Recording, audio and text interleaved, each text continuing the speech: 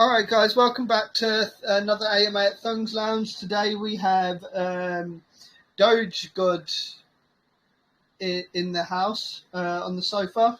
We have Leonardo here representing. So, hey, Leonardo, if you'd like to introduce yourself to the community and Hi. give us a rundown of the project. Yeah, thanks very much for the introduction. I'm with Jay Sizzle. We're part of a team of 4. Right? You've got 2 of the 4 here tonight, and we're here to talk to you about DogeGod. And what you'll see, okay, when we go through the presentation that we've put together, okay, is it's very, very different to anything that many people here, in fact everybody here, I would argue, has actually seen before. So we want to make this as interactive as possible and literally answer any questions that any guys have got. Because for us, it's the beginning of we think a very, very fruitful and lucrative journey. Now, every project needs a vision. You have to have some direction, right? You can't just come up with a good idea and then just see how it goes. Okay, you need a vision. And our vision for DogeGod, okay, is the fact that we want to become the most profitable source of Dogecoin literally on the planet. Okay, we want to be better than mining, staking, holding, trading, and of course, like any other rewards token. We want to become 0.5% of all Dogecoin transactions, right?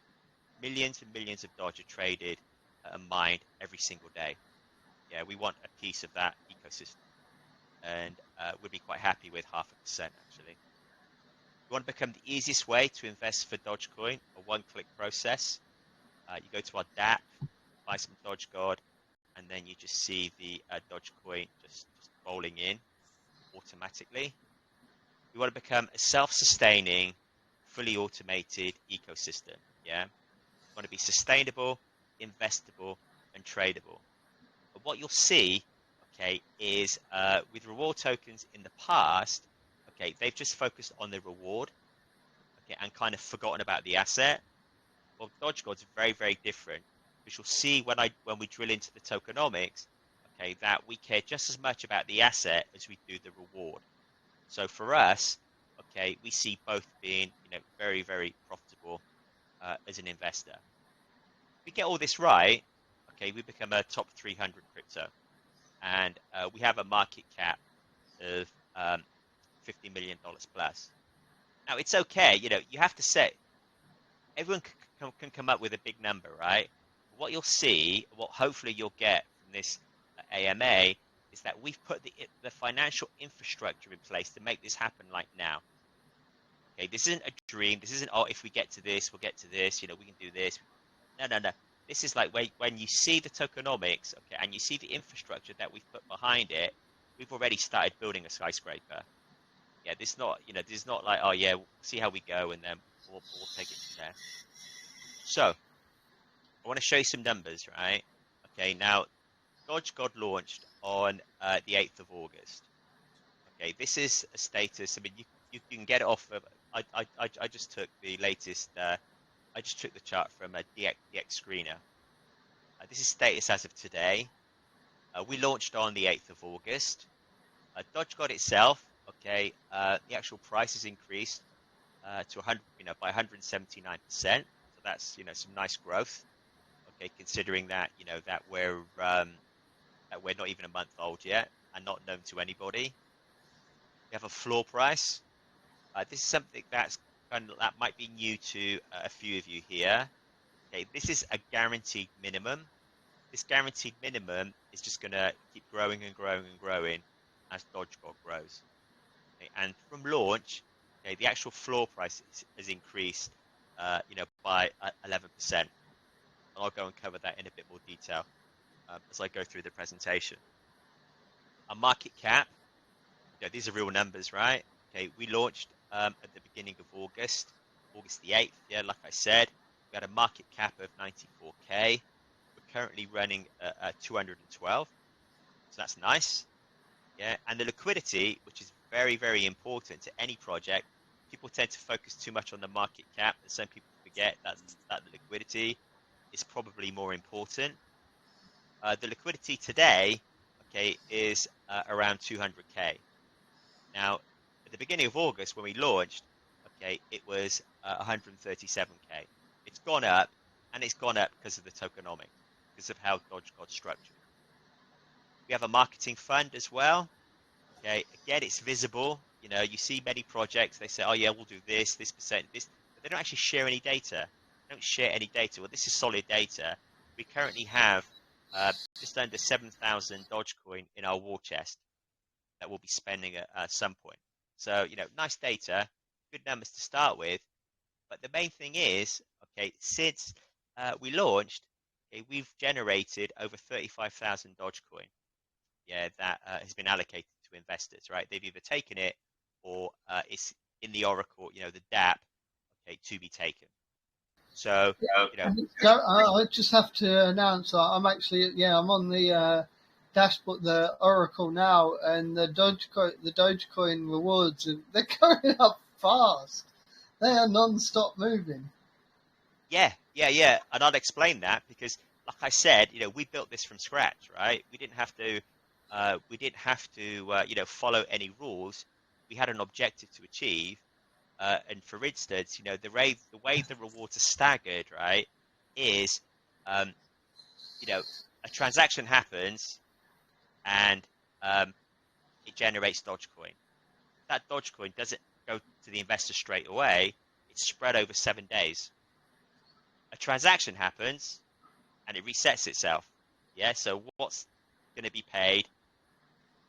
Also, you know, what's just generated gets added up and it keeps resetting with every single transaction, right? Okay, so it kind of smears it over 7 days. That's fantastic, right?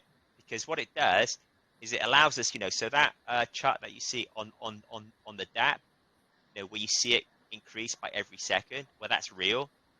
You know, that's not something that we've just made up. Okay, that's real. That's on the blockchain. That's like happening. But then also as well, okay, what it does, okay, if you're an investor, okay, you get to see the market. You get to see like the opportunity. So, for instance, if there's a massive green candle today, like now, okay, and you see it tomorrow, and you invest tomorrow, then you will benefit from that Dogecoin that was generated 7 days before you press buy or before you did sell, you know, whatever. So that's another innovation that we've done, okay, which helps make DogeGod completely unique. Now we had a pre-sale. Okay, that's the Dapp. That's the image of the Dapp. We had a target. Yeah, we need to generate $18,500. If we didn't do that, then there'd be no DogeGod because we needed the infrastructure. You know, we needed the ecosystem in place completely to be able to launch. Yeah, we can't just say, "Oh, we'll do this, we'll do that." That's a very reasonable amount as well, especially when you're seeing these projects that are launching. You know, they're trying to raise hundreds of thousands, and they're, you know, it's just a fork of something. So I mean, 18.5k was a very, very reasonable amount to raise.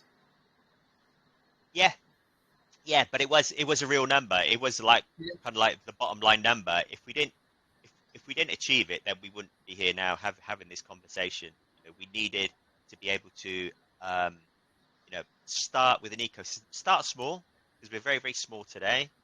Okay, but we needed the ecosystem to be up. You know, the ecosystem that you have when we're $50 million is the same as when we're $18,500. It's amazing when you drill into it and you actually see how the tokenomics work. Now we could Yeah, risk having launch pads. Yeah, most projects, okay, they have no choice but to use launch pads. For us, launch pads dump, and we don't want any. The only people that we want dumping in DogeGod are investors. You know, people that have actually bought the token fair and square and they decide to sell. They're the only people, okay, that we want to dump. We want to see dump. So we wanted to make sure that no one had the opportunity to actually dump. Now we're lucky, okay, because we're a team of 4. We're a very small team, but we've been in crypto for a while now. okay, we have the skills. We created our own Dapp. Yeah, not many projects can actually do that. So we created our own Dapp, and that meant that we didn't have to go through launch pads. Now, we had a 1 week duration. It filled in 3 days, right? So for us, that was a big tick. We could move forward, and we could launch DogeGod. Yeah, absolutely. Congratulations on that by not using a launch pad and raising 70 BNB.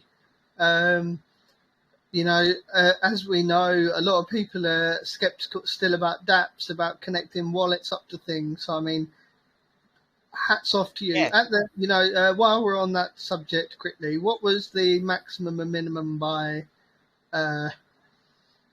in that pre-sale? Let me go back.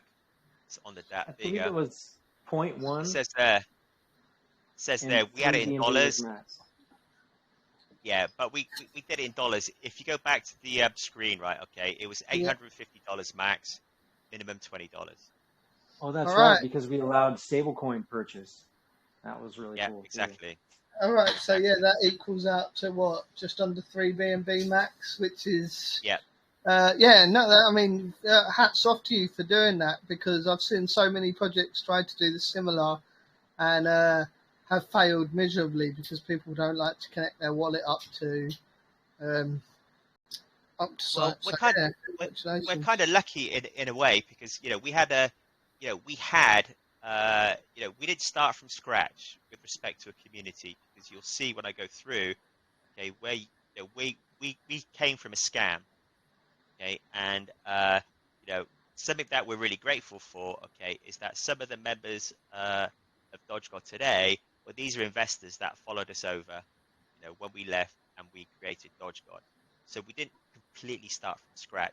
We had a few investors that came with us, and they helped. Yeah, they helped us hit the pre-sale, which is awesome.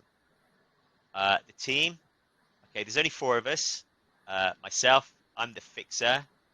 I guess I'm the nut job because I've got a hammer and a candy cane. You've got the spirit, okay, which is Jay. We're the front facers, and but then we also kind of get involved in everything else. You've got the Witcher. He's our dev. Okay, he came from CZUSD. Okay, and he was he made our dreams real, right? And it's something that we're very, very fortunate, okay, to have someone of his skills as part of our team. We're also really fortunate to have the Seraph. Okay, he's our design guy. So the look and feel of DogeGod, how it's kind of moving forward. There is some consistency, there is some branding, there is some messaging, okay, and that's all down to him. Only 4, but I would say we're quite a talented bunch, right? But the thing that I wanted to stress here, okay, is right from day one, we wanted a level playing field for everybody. So that public pre-sale that I just spoke about, that was that was all we had. There were no private pre-sales, no friends and family sales, no special whale pricing, no minted tokens were given to anybody. Yeah. DogeGod, the team, okay, we were like everybody else. Okay. So we invested in the pre-sale under the same rules as everybody else. Okay. Now we've got rewards. Okay. We've got rewards. We're not, I'm not doing this free. Okay. I've got a passion for Dogecoin, right? I'm not, but okay, our rewards, okay, we have DogeGod tokens. They're locked for 1 year and they're generating 0 Dogecoin. Yeah. What that means is in a year's time, if we don't have an ecosystem, if DogeGod's not around, we don't get any rewards. That's not a problem for us. Okay. And it's really, but it's something though that as I'm talking to you guys now, right? Okay. Not many projects do this yet. Not many projects actually believe in themselves to the point in which, okay, they make this kind of commitment. Now we made this kind of commitment because, we know that we're basically entering a market which is full of scams, right? And this helps define our credibility, but it helps it define it through facts. I mean, I could speak till the cows come home, right? Okay, about oh yeah, we're doing this, that, but this is reality, right? Okay, if you look at the top 3 wallets, one of them is dedicated to the team, the 4 of us. those tokens are locked. We can't touch them for a year. So, For so an we're making it. entire year. Yeah, yeah, Yeah. and no Dogecoin. Okay, and no Dogecoin. So you're not Yeah, even claiming rewards. Did no, you guys buy in with the pre-sale as well, just so yeah, you have something? yeah. Oh yeah, Yeah, yeah. Just because like any. obviously working for a year for free kind of sucks. So yeah, as long as you got something to fund yourselves, I mean, I'm all for project owners. You guys work. I mean, people in the space don't understand how hard it is to run a token. So yeah, as soon as I heard you said, yeah, they're locked for a year, I'm like, what? That's yeah, I mean, obviously, it's brave for one thing. It's also shows confidence, but I mean, yeah, dude's got to get Well, paid.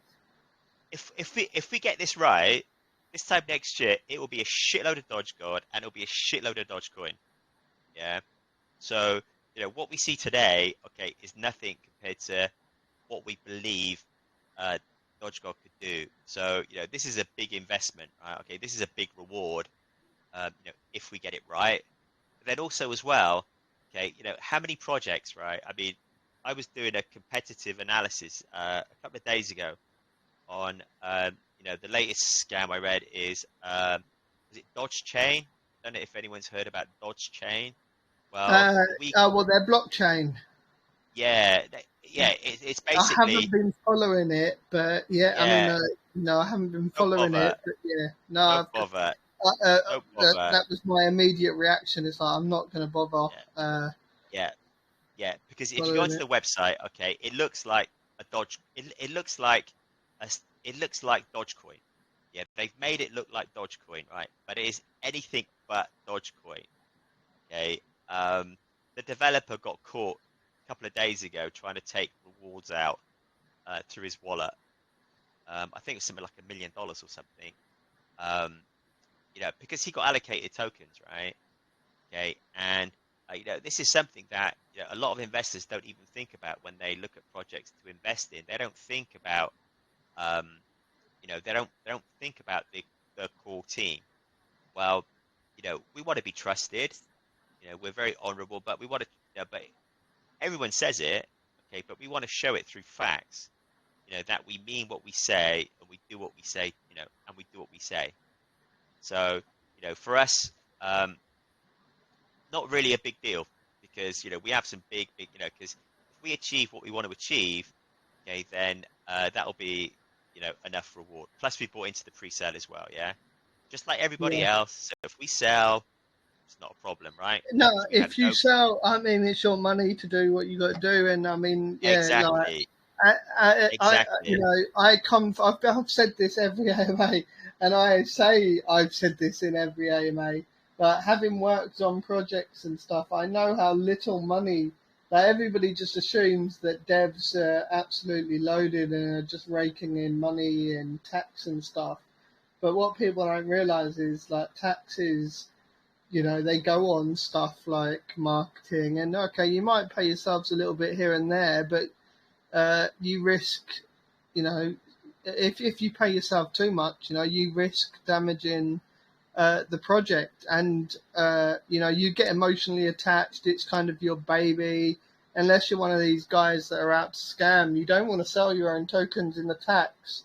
So No, like buying in. I always say like devs and team deserve to get paid, and by buying in is definitely the most ethical.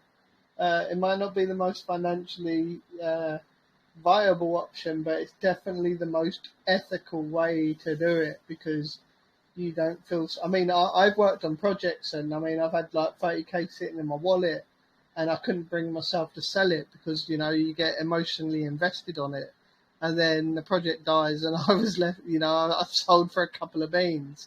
So buying in is definitely the best way to go. It takes away so that kind of I can't do this, I can't do that. yeah. I mean, the other thing as well. I mean, you might have seen it before, because you've seen a few projects, right? But our experience is when it's a new project, you always get a few people come in. They're all committed. They're all like, yeah, we see, it's going to happen. But, they all position themselves as a whale. They Yeah. all make an initial purchase. They get a special pricing, maybe because they're a whale. Look, I'm going to buy so many tokens. Give me a special price. Okay, you get a special price, and then literally 2 weeks later they go and they Yeah. sell, and then it's like, and then you're screwed, right? And then projects, right? And not all projects actually recover from that. No. You know, uh, yeah. Especially So in the current, especially in the current climate. yeah. So we just wanted a level playing field for everybody. And that was, if we were going to move forwards, right, we seriously want this to be a $50 million MCAP, like ecosystem. And you have to, if we don't have the foundations right from day one, we're going to fail. We're absolutely going to fail. So for us, that was kind of like a no-brainer. But why DogeGod? Okay, why go for DogeGod? Well, we want to. In fact, Jay, before I go on, do you want to say something about the team, or is that Yeah, I okay? was gonna say like why Doge? Because I know at the moment like Sheeb is all the rage, but I know with Doge it takes as much as we hate it, it takes a tweet. No other project takes one man to tweet it and it moons like Doge. So I Well, mean, I get it. okay. She might be all the rage at the moment, but they haven't got they haven't got some billionaire that just has to send a tweet out and all of a sudden everyone's up 20-30% in a matter of minutes. Right, but let me explain, right? Okay, because I would argue that I would say that you're missing a trick. I would say that you're right. If Elon says something about Dogecoin, it like significantly rises in price. But it's not just about Elon. Very far from like, Elon. Elon is just one, I would say, piece of the puzzle that makes Dogecoin, I would say a pretty awesome crypto. Okay, but DogeGod was created, okay, primarily to support the market demand for Dogecoin, not to create demand, because the demand's already there, and the demand is going to get bigger and bigger and bigger. We 100% believe, okay, that Dogecoin will become the global currency of the earth, right? Okay, it will be the crypto that delivers crypto to the mass market. And one of the reasons for that, okay, is because Dogecoin's always been considered a joke, right? And that kind of makes it a bit of a Trojan horse. For Yeah, us, the team's number one, Dogecoin's the number one token for us. The number one. If I say token, it's not a token. it's It's a a coin, coin. isn't it? Yeah, I mean, it's a well, let's blockchain. face it. It's if Elon has his way, it's going to be the currency of the moon. Yeah, or Yeah. Mars, whatever. Or Yeah, Mars, or absolutely. wherever. That's it, Mars. It's going to be the currency of Mars. Yeah, So yeah, I get absolutely, it. absolutely. I mean, for me, to give you some history, right? I mean, I've been in crypto, right, since about 2012, 2013. I've known about Dogecoin since it was created, and it was created as a joke to Bitcoin, and I always considered it to be a joke. Yeah, never really kind of tracked it, just. But then I had an opportunity to buy a lot of Dogecoin at the beginning of 2020. Okay, and I think Dodge was there. It was something like it was like 0.2 of a cent. Okay, and I could have bought a lot. Okay, but I did my homework. I did my due diligence. It just didn't make sense. Yeah, it didn't make sense. If you were a Dogecoin maximalist, Dogecoin was going to blow past a cent. Literally Yeah, everybody else would say never going to happen. Never going to happen. Absolute impossibility, right? I came to the same conclusion, right? In July 2020, it blew past the cent. And that was before Elon's influence, right? And that was when I had to take a step back and think, shit, I got it all wrong. I got this all wrong. Okay, and that's when I went all in on Dogecoin. And I haven't looked back since, yeah? I mean, if you've been in crypto a while, okay, you make lots and lots of mistakes, but you don't have to make as many successes to get it right. You only need to get one right. And that for me was, the one that I got right, because in July 2020, when it blew past the cent, that's when I did a complete U-turn. I went from not caring about the coin, to actually caring, to engaging in the community, okay, and and just understanding and trying to figure out, okay, why it did it, why did it blow past the cent when everyone was saying it didn't. And I think it's because of the fact that it was because of the fact that it's always been considered as a joke. Yeah, it's always, but it has a community. It has a very, very strong community. Yeah, And it's that cultish. community that pulled it through. Yeah, it's cultish. I mean, yeah, obviously, Yeah. I know, I can guarantee. I mean, right now, if you knew about it on the onset, you would be the Satoshi of the Doge world. We'd be sitting here God, now yeah. talking about what's it like to own, to be a billionaire right now. But I mean, I kind of wouldn't be here. I wouldn't be no, here. I'd be like, why would I? yeah, that's it. It's that Yeah. what your screen is exactly the right screen for you to be like DogeGod. Why? Because Yeah. why am I Why? here? I'm a billionaire. But no, I get it. I mean, we all. To be fair, going back those days, I mean, that it's a long time to wait. So anyone that earned during, that bought that early, absolutely deserves their money. Because if we all remember, Bitcoin back in the day was, all I knew about Bitcoin. I mean, I spent most of my youth, late teens and early 20s, and most of my 20s traveling, so I was kind of away from the internet. But how I knew of Bitcoin, it was, that's how you buy drugs on the dark web. That's pretty much all I knew about it. So, when I hear these stories about people knowing about so-and-so, or, these guys selling for pizzas, I'm like, 100% that would have been me. I would have 100%, especially in my younger days. It's like, I would have 100% been if I'd got into Bitcoin back in, let's say 2013, 14 or whatever, I would have 100% been looking at my life now going, I've spent billions of dollars on MDMA, Yeah. That's how I I'd be am. looking at my life. Being like, Yeah. I would be a billionaire if I didn't smoke weed. I built the MDMA lab in in Breaking Bad in Kent. I mean, my personal lab, right? But yeah, I mean, it's just, yeah. So but also as well, okay. I mean, you look at today, right? Okay, today, Dogecoin is a top 10 cryptocurrency. Today, okay, the market is very much in a bear market, but it's still got a market cap of just over $8 billion. And Dogecoin is at the tip of global mass market adoption. That's a Yeah, fact. no, I mean, I actually recommend, I mean, I don't say this enough because, I mean, I'm very bullish on Matic, so I'm Matic this, Matic that.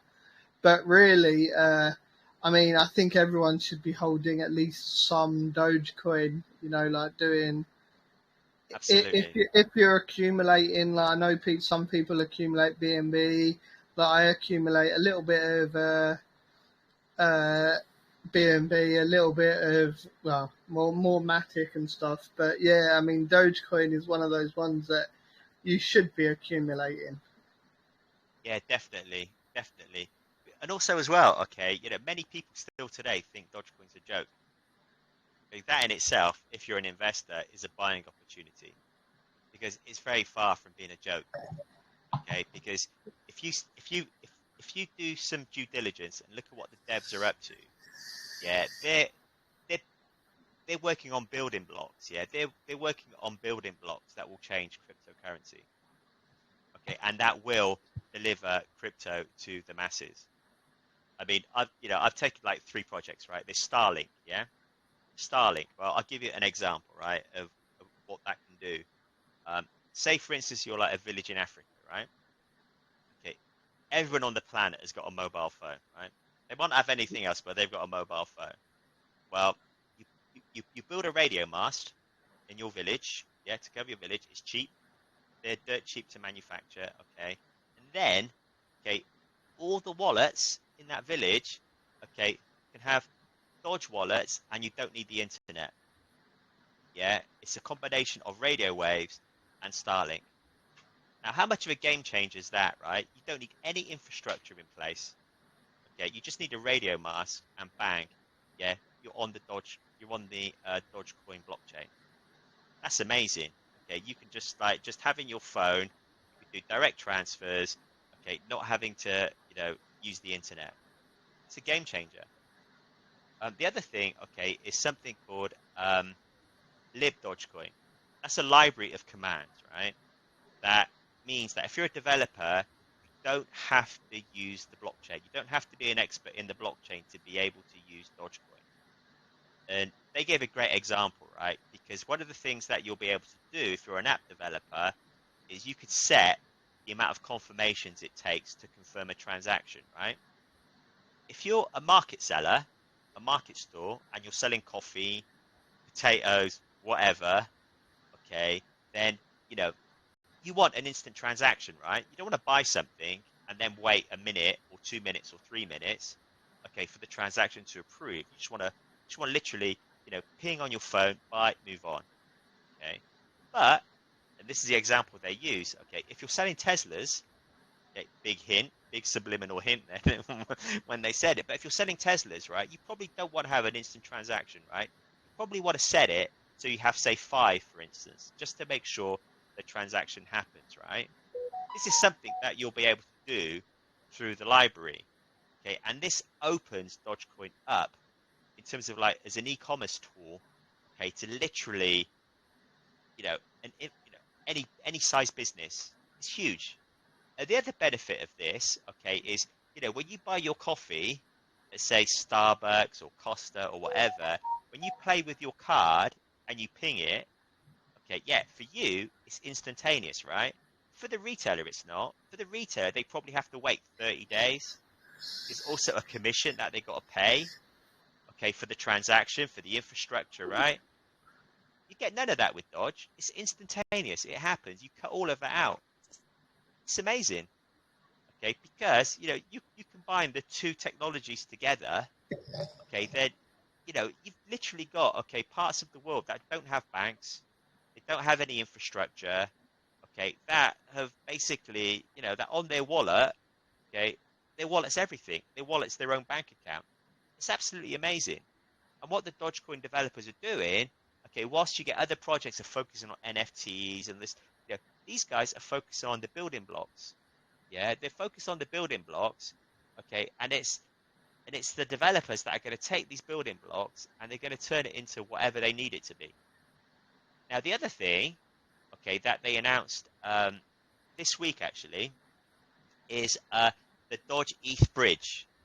Okay, this is something that they've been working on for a couple of years, right? Okay, what it means, okay, is one of the problems today, right? As you know, okay, most of the projects today are on the Binance Smart Chain, yeah? Absolutely amazing, right? Because, ERC20, the problem with that is its cost, yeah? And that's why BNB is so successful, because it's a fraction of the cost, right?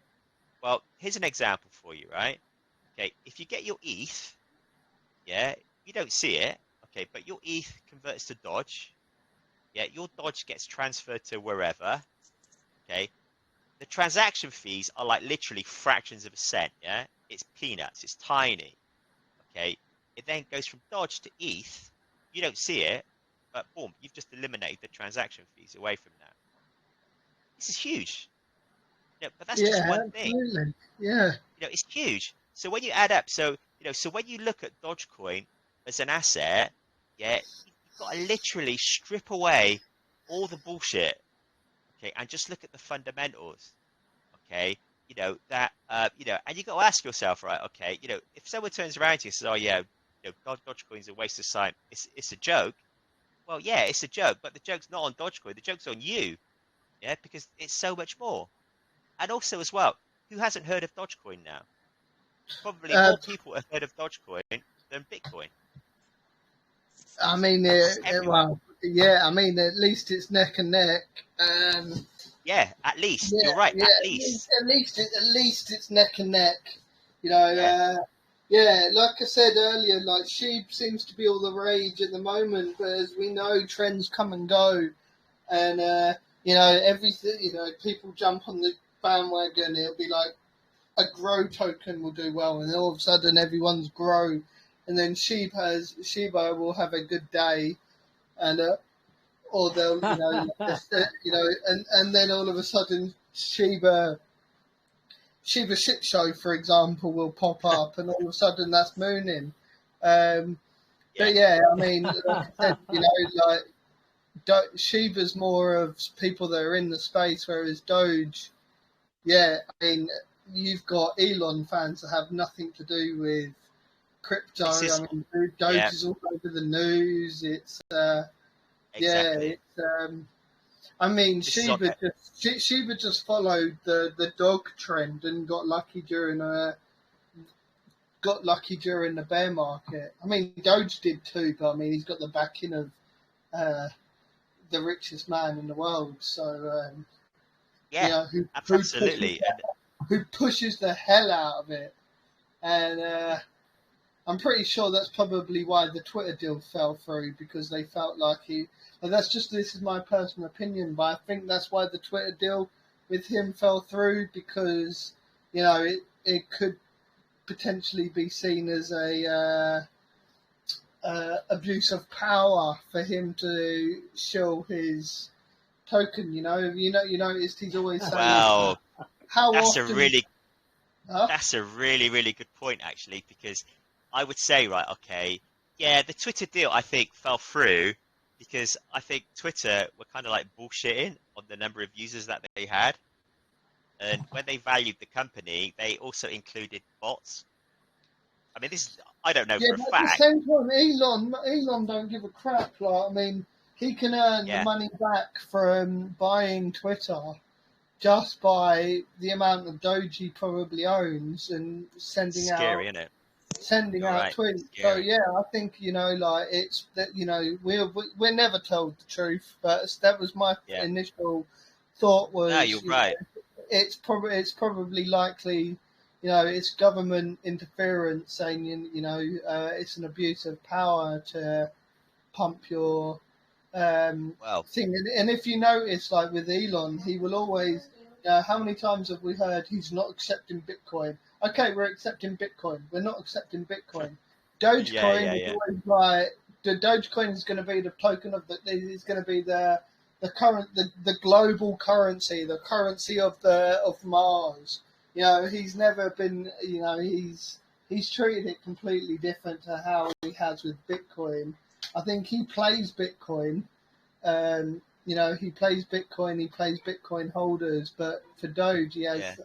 he has this a little love for Well, it. you know what? But that's where the genius is, right? Because I'm trying to remember the name of that Facebook. What was that Facebook token? That Libra. That was it. Do you remember Libra? Libra Oh, was Facebook's cryptocurrency, right? They had Libra. Okay, and the problem is the moment they announced that, okay, they had the feds all over it. They had the feds all over it. Okay, and guess what? It died. Why? Because Libra had a name associated with it, yeah? yeah, And it went through Congress or whatever, and they just ripped it to shreds, right? And guess what? Where's Libra now, right? No one talks about it now. It's dead. Okay, but that was their crypto, right? Yeah. With Elon, okay, he doesn't own Dogecoin. There's no association. He's just an investor. He's like me and you, but he just happens to be the richest man on the planet. So he yeah, and doesn't control probably this. owns a hell of a lot. Yeah. So how clever is that? He has Yeah, this level of no, influence over a cryptocurrency, okay, but it's not his. People think it's his. Yeah, they go, oh yeah, yeah, that's Elon, yeah, that's Elon, and it is, and it well, really to be is. fair, he Okay, has but actually tried to take over it a couple of times, though, hasn't he? Like he's actively not take over it, but he's actively tried to build upon the the coin itself, and has Yeah. asked to actually, become part of the team. Well, he's part of the foundation. You're right. You're right. He's part of the Yeah, Dogecoin Foundation, right? Okay, and then but then that also kind of like leads me on to my next point, right? Because look who else is supporting Dogecoin. Yeah, Vitalik Buterin, right? He's the guy that created Ethereum.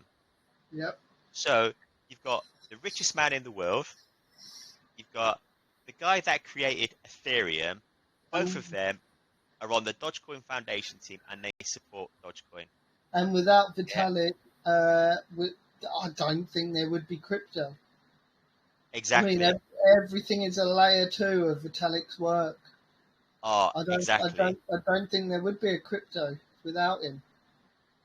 Exactly. So my point is, okay, look at what they're working on. Look at the people supporting it. If you're not holding any Dogecoin, I would argue that you're missing a trick.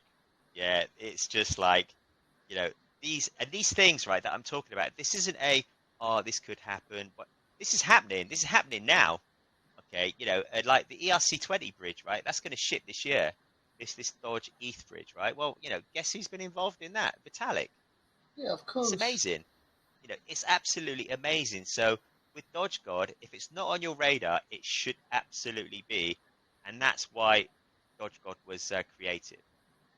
If you look at the volume, right? If you look at the 24-hour volume of a DogeGod, right? It's at around 280 million. Okay, that's about 4.5 billion Dogecoin, right? That has Yeah, actually been transacted into. That's a huge amount. That's massive. yeah. Okay, well, And if we hit our when target, let me quickly. I am actually going to look at Doge's Doge chart right now because it's been a while since I've had a look. yeah, Uh, I'm going to have a look. So, no, not the 1 day. Let's have a look at the yearly. I mean, so yeah, like I mean, even now, like since April, it's a good time. And April was, it was still a bad time to be buying crypto. Um, so yeah, I mean, like everything to do with Doge is, yeah, it's bullish regardless. I Um, personally think Dogecoin's bottom now. I think it's hit its bottom now, and I think from Hmm. here onwards, it's just going to go up. to Okay. be honest, I like to think that everything's hit its bottom now. Um, I mean, to be honest, this isn't a bear market we're in. This is a crypto winter. Like there's money to be Hmm. made. It's not like it's just a constant down. It's Yeah. one day it's green. We have a green day. One day it's a red day. Then we'll have a few green days. Last time I checked earlier, we was having like I think Matic was up. Oh no, Matic's in the red at the minute, but I mean it's only dropped 2 cents. But yeah, it was up like 11% earlier. That's not a bear market. That's a crypto winter. Yeah, you're So right. yeah, it's Yeah. not like that's so many people I know that are not investing because we're in a bear market, and I think to myself like we're not in a bear market. We're in a crap market. I get it, and it takes patience. But it is like a hand in your head in hand moment game. Do you know what? As soon as the bull market comes around, they're going to be buying Dogecoin. They're going to be buying BNB. Yeah, Ridiculously high prices. But and they're going to be. Yeah, yeah, as soon as you see a bit of red, it's like, oh, I'm going to dip out of. Like I was talking about prior to the AMA, is like this lounge has been going for a while now, so a lot of people have kind of dipped out because of the market. And in my head, I'm like, they'll all be back in the bull run. And in my head, I'm like, this is where you make your money. Like, everybody lost money in the bull market because everyone's buying at the all-time high. Do you know what? I couldn't have said it better myself, right? Because my feeling is, right, okay, is in a bear market, okay, that's where fortunes are made. Yeah. In a bull market, you just make some money. You know, That's it. people that, I mean, the, I lost more money than I. I mean, to be honest, I look at my wallet every day and it barely moves. Like I've got a decent amount of investment, so it barely moves, regardless if it's a red day or a green day. It might go up a little bit, up or down a little bit, but then when I look at it properly, compared to the amount of money I lost in the bull market, because you never know. I mean, everything's so expensive in the bull market. It's like, I am ready. Bring it on. Yeah. I am ready. Like, I am set myself up for this, and that's what people should be doing now. And like I said, Doge is one of those coins that you should be. You Exactly. should be. If you've got let's just say for the $100 a month to spend, stick $20 in Doge, $20. I'm always gonna push Matic, but Doge is definitely not one to. I know it has the mentality of like, well, Doge has peaked, but in reality, we're still all ridiculously early. Doge, Yeah, That's the exactly beauty right. of DogeGod. You Doge own very DogeGod, creative. and it just gives you Dogecoin.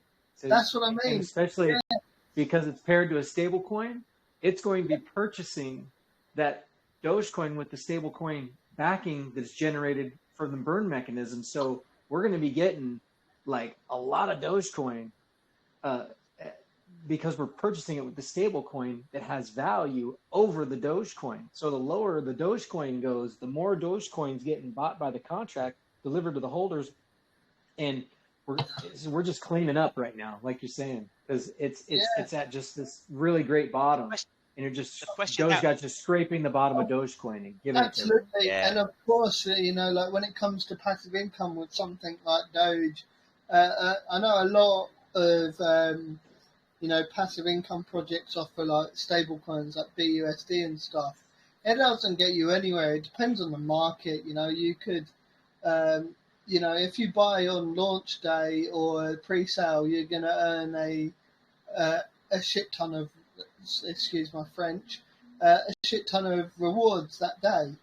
But when it comes to BUSD, you are stuck with the market. So if the market is really, really high, and you've earned, let's say, $200 in BUSD, and you want to swap it to BNB, you could get 0.3, 0.4 BNB compared to something like Dogecoin. exactly. That's Exactly. I mean, one of the things that people have said about us, okay, is why launch DogeGod now? It's a bear market. And our response is, yeah, that's why we're launching now. It's a bear market. Absolutely. If you survive a bear market, that's what these markets are here to weed out the crap and let the strong survive. Exactly. It's kind of like the law of the jungle. You're right. Absolutely right. Yeah, it is. It's Darwin at its finest. It weeds out the crap die, Yeah. and the strong survive. I mean, that does also affect people's willingness to buy tokens, but people should already be convinced, right, that people that are already into crypto, they should understand that kind of like Dogecoin's here to stay, yeah, no, I mean, and if you're it's just earning going to get Doge, bigger. yeah, And if they of don't believe course, that, yeah, and if they don't believe that, okay, they're making a big mistake in crypto because they're basing their experiences of the past on decisions of the future. of When course, the but market, like you said, is right at the beginning. It's right at the end. We're right at the beginning of crypto, not at the end, or it's saturated. We're right at the cusp, right at the start of something really, really special. yeah, and And I have to. Like one thing that's good is you're offering Dogecoin.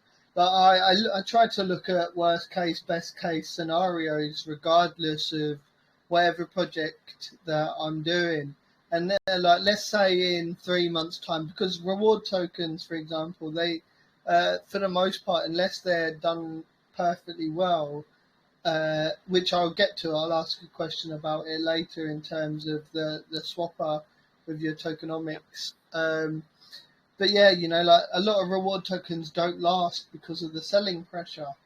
But one cool Exactly. thing, one good thing about a project that's giving a token that is going to last and you know it's going to move, worst case scenario, I mean, you've got you're buying into a project that's giving you passive income that, you know, if you're not a cheat and it's sitting there going, oh, I've got to sell my $10 worth of rewards right this minute.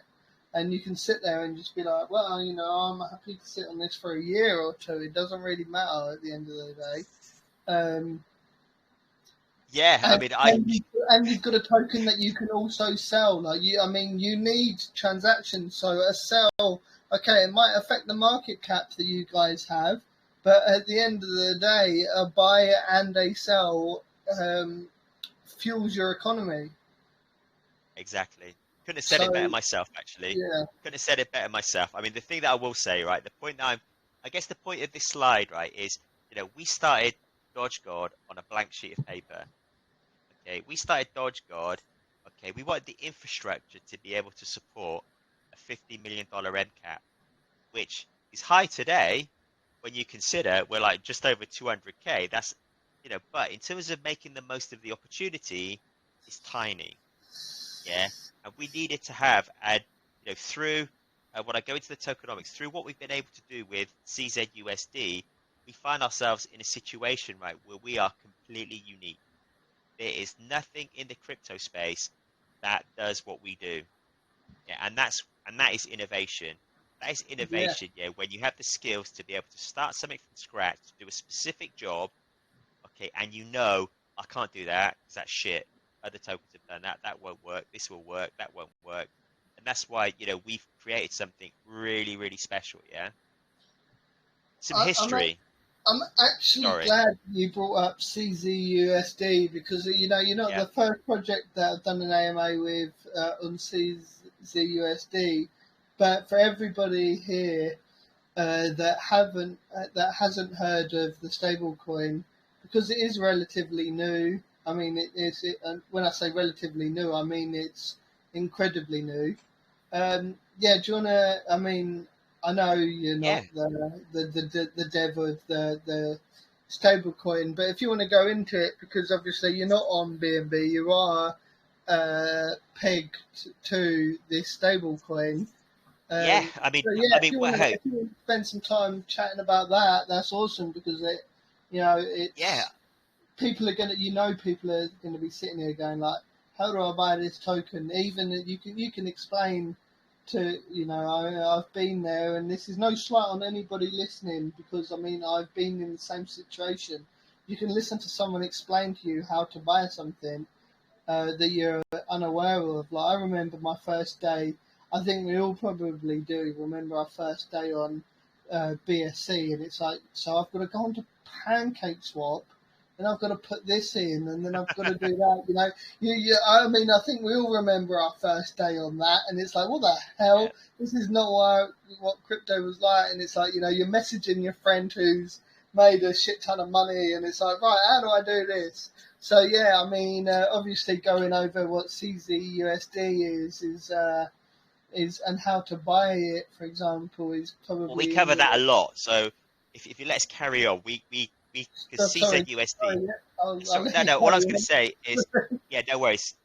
The point to note is, before we go on, is if it wasn't for CZUSD or CZodiac Defi Bank, okay, they're the people that created the stable coin, we would not be having this conversation now because um, you know that stablecoin is so fundamental to DogeGod.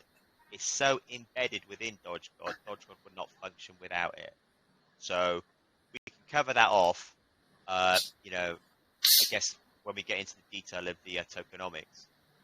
Yeah, That's we'll do okay. that. Yeah, we can wait. Well, I mean, you've got this Okay. presentation, so you're making my life very easy, and I'm loving it. So just sitting here with Well, a glass of well, coffee in my hand, well, listening to well. you The talk. So feeling's mutual, actually. The feeling's mutual because you're making my life easy as well. Because I'm kind of preaching to the converted. Because your assessment of crypto is like, yep, agree with that, agree with that, agree with that, Right. yep, agree with Okay. that. Yeah. It's good. We're having a good time. So All right. we're I'm, okay so far. Yeah. So it's a I'm cool sitting here with AMA. I'm sitting here with my glass of Jack Daniels, just just chilling, listening, and yeah, I mean, I like everything that you've said so far. Okay. So yeah, All right. let's Well, carry on with your slideshow. cool, man. Okay. Well, some history, right? I mean, we started right in July 2021. Okay, a scam coin was created that rewarded investors with Dogecoin. It reached a market cap of just over $10 million, right?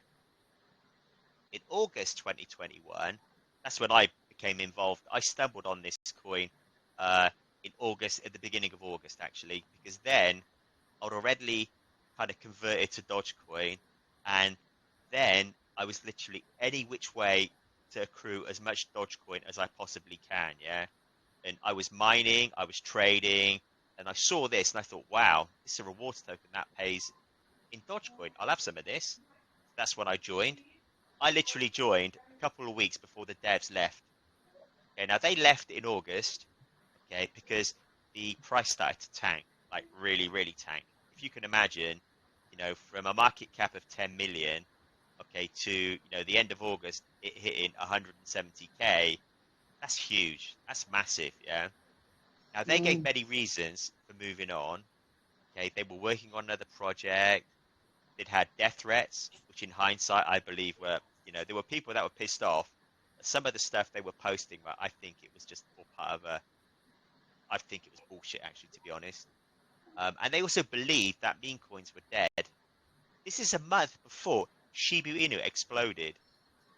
Anyone here, I would say, is if anyone here remembers that and was involved in that, it's a stupid question to ask, because if you were, you would not be on this call now.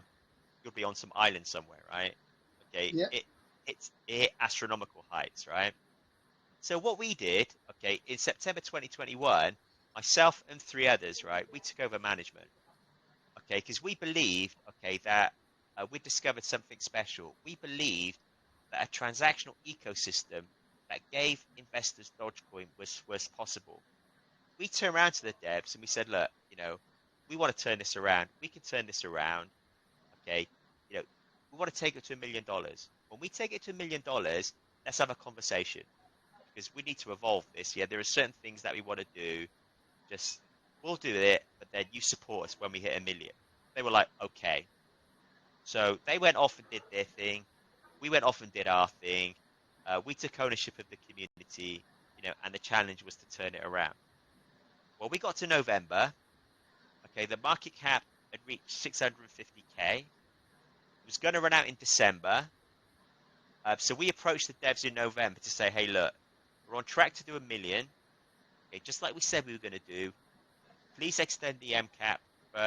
Please extend the LP cap for another 6 months. Okay, and let's start a discussion, because we've got some ideas of what the next steps are. But it wasn't just the market cap, right? It was the fact that since we took it over, okay, we'd delivered over 1 million Dogecoin to its investors, which, if you had just jumped into this scam coin, you were in the green, right? If you were like me, okay, that kind of jumped in, mid to late August, right? Then you were kind of break even. If you jumped in right at the beginning, yeah, okay, you lost a shitload of money, but at least there was maybe some light at the end of the tunnel, because of, the fact that they were earning some Dogecoin and we were starting to turn things around. Okay, well, the devs refused. Yeah, they refused. They gave the excuse they gave was, oh, we've got no control of the contract. We can't control it. We can't stop it. Bullshit. Okay, that is when we told the community and we left. Now, we didn't just like leave, sell everything we got and then say, hey, they're a bunch of scammers, right? No. What we did is we turned around to the community. We said, look, okay, this is what's happened. This whole thing, right from the beginning, right from July, right, has been a slow rug. And I tell you, it hurt. It was painful, right? Because we believed these guys. In August, I believed them. I was supporting them. In September, I believed them. Yeah, in October, I believed them. Okay, but then in November, okay, it was a soft rug, right? We were devastated, So we let the community know. Okay, we gave it 24 hours. We then sold our stake, sold our investment, and we moved on. In December, okay, yeah, sure enough, the devs took back their liquidity pool. They disappeared, and the project died. Okay, and that's when the team was formed and DogeGod was conceived. The original plan, okay, well, we knew the concept worked because in that time we were looking after it. We were able to turn the MCAP around, and we were and we were able to generate lots and lots of Doge for everybody. So we knew things like the 15% worked. Okay, people say, oh, it's a high. It's not really. No, not as long as the dividends go to the investors and not in people's pockets. Okay, it's not. It works. So we knew that that level worked. Okay, we were going to go with a copy contract, and our differentiator was going to be we're honest, and we want to create something more, which is a differentiator because in the reward space, right? Okay, most of the tokens, if not all of them, are used as a tool, okay, to scam the investor, or they have a project, right? Okay, that isn't really forward thinking because ultimately the project ends up eating itself, and I'll explain that in a sec. Yeah. Um, because okay, you get constant sell pressure, and I think you alluded to it before, right? Because for us, had we have gone down this road, okay, it would have meant that to give investors Dogecoin, we would have had to have sold DogeGod. Okay, that would have meant that we needed constant growth just to stand still. Not easy. That's a challenge, right? The other thing as well, okay, is the liquidity pool. Yeah, we had to guess the market cap, and we'd have to, put a liquidity pool in place for at least 6 months. And even then, okay, it's still open to abuse. And we know this for a fact because we were scammed, right? We were scammed. And the scammers that screwed us over, right? Okay, they had a liquidity pool of 260K and it was locked for 6 months. Okay, the clever thing is, right, what these guys do, right, okay, is they leave early, yeah, for whatever reason. Normally it's down to the fact that, oh, yeah, the community's become toxic. Well, no shit, Sherlock. It's become toxic because you've stolen their money and trashed the price. Okay. What happens is, get to 6 months, okay, and that channel is a ghost town. Coin's dead, no one there. They just take their liquidity pool back and they move on to another project, right? So for us, okay, using these old sort of tokenomics, it was going to be a challenge, but we believe we could make it work. Yeah. The good thing is, and I got to take my hat off to Jay here, right, because he's the one that did the initial introduction. Okay, is we met with CZUSD. Yeah, we really liked. Okay, they liked our direction. They liked what we were trying to achieve. Okay, we saw what they were doing and the tech that they'd actually developed, and we thought, wow, we get together, we can create something unique, something completely different, something no one's ever seen before. Okay, it's built on experience, yeah, not built on what we think could be.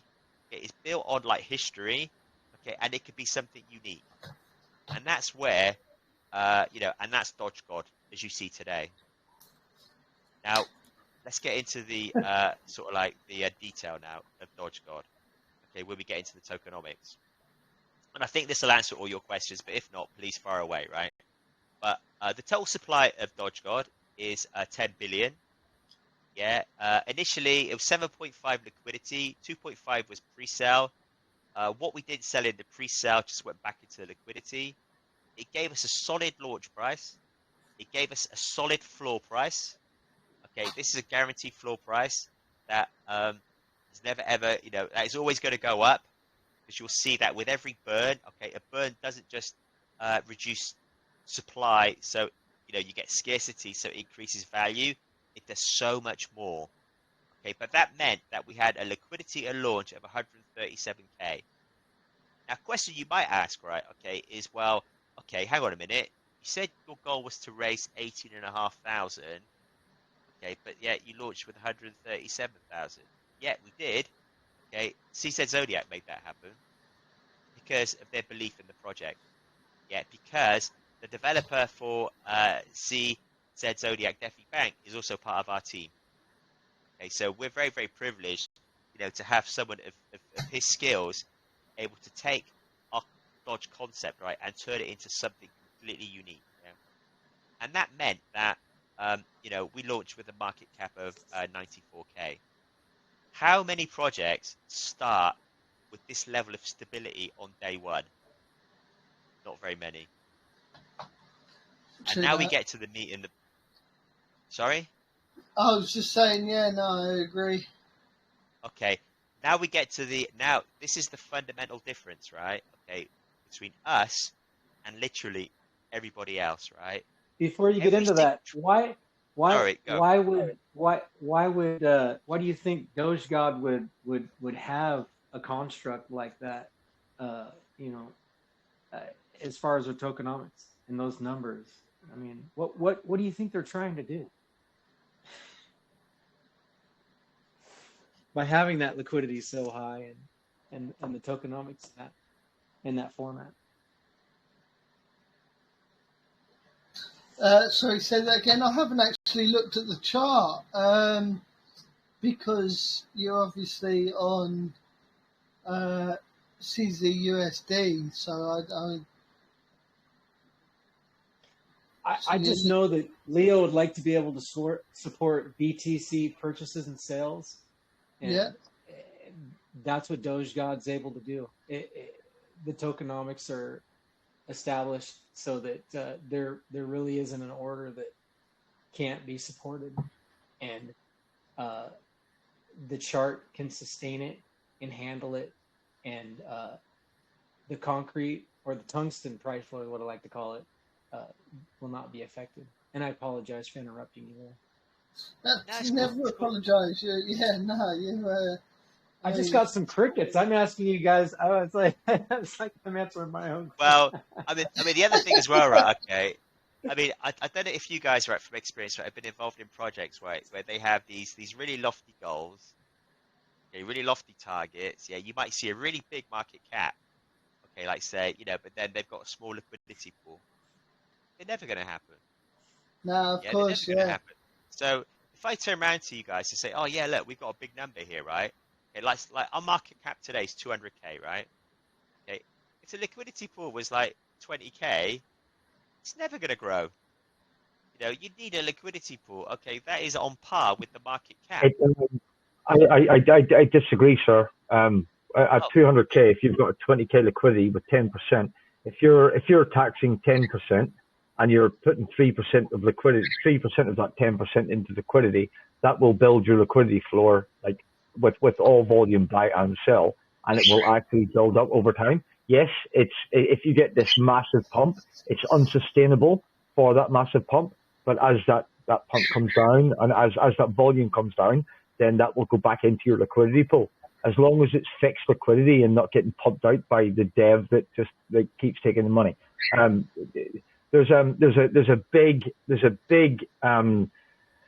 a drive in the space to make liquidity the big driving factor, but you can't sustain volume without liquidity, and liquidity can't sustain volume because we're an automated market maker ecosystem. Even if you have a 50% liquidity percentage when you launch, yeah.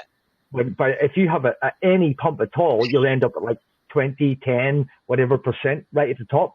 You have to fulfill that somehow. So yeah, liquidity percentage at any time should be judged at the time you're looking at the liquidity percentage. You get what I'm saying? That's what's wonderful about DogeGod is that because we're constantly looking at our liquidity and we've constructed it to be backed as high as it is. It's over 99% backed by liquidity right now. Is that at any point in time we can add more liquidity to DogeGod to handle. Yeah, well, anyone can do that, right? What I'm saying is, if you're 100% backed liquidity, right, so you've put 100% of your token in with 100% of the BNB or whatever fucking token you're backing it with, whatever the paired token is, as people buy from the supply, that 100% is not a static value. So if it doubles, all of a sudden you're on 50% liquidity backing. If it trebles, you're on 33%. If it quadruples, you're on 25%. So, but you have to keep, right. you have to have something coming out of that bag to add back to the liquidity to keep that percentage from being an unfair ratio. Yes, because this is an automated market. It's not a CEX where it's peer to peer. But the thing that I'm trying to get across, right, okay, is that I 100% agree with you, right? Okay, if that's what the LP did. Okay, but the LP in DogeGod is completely different. Okay, because the LP in DogeGod, okay, it does two extra things, right? Okay, it increases the DogeGod floor price, and it purchases Dogecoin. Okay, and it purchases Dogecoin. You'll see in the next slide, but it purchases it with CZUSD, not with the original asset.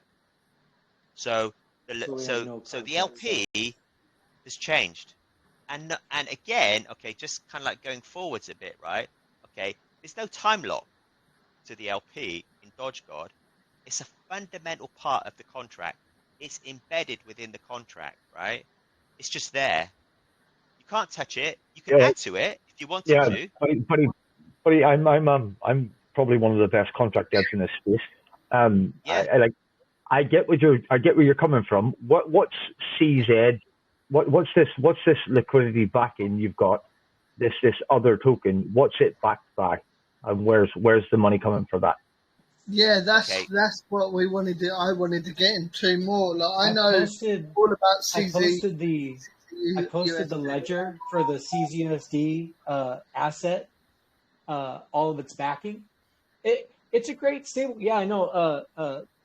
Dan was asking about that. He wanted to jump into that, and basically what CZUSD is, it's not algorithmic, and it's been designed because it had an exploit probably like 8 months ago, before we had all these issues with Terra Luna and all this and that. And what it was attached to the native token within the CZOdiac ecosystem, and it was a borrowing feature. And since it was attached to the native token, and the native token was in a swap, and the contract, it had a multiplication symbol instead of a division symbol, is because it was a very easy contract to develop for the token swap, and so it was overlooked. It was like, oh well, we've done this a million times. Okay, it didn't get tested. There was a lot of other things going on, and unfortunately, that exploit happened. And when that took place,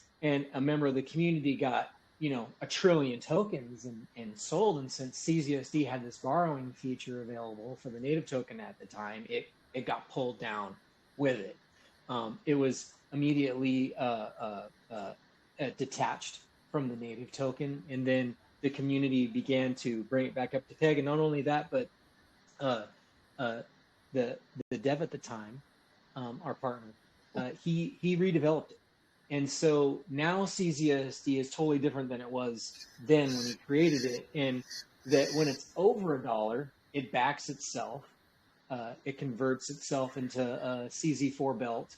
And then if there are assets, or through a partnership with Ellipsis Finance, they create liquidity pools and generate a way to yield more and have leveraging so they can gain even more assets. And since that point in time, when he redeveloped the construct at CZUSD, it grew from just the community alone, and the implementation that he produced with CZUSD at the time brought it from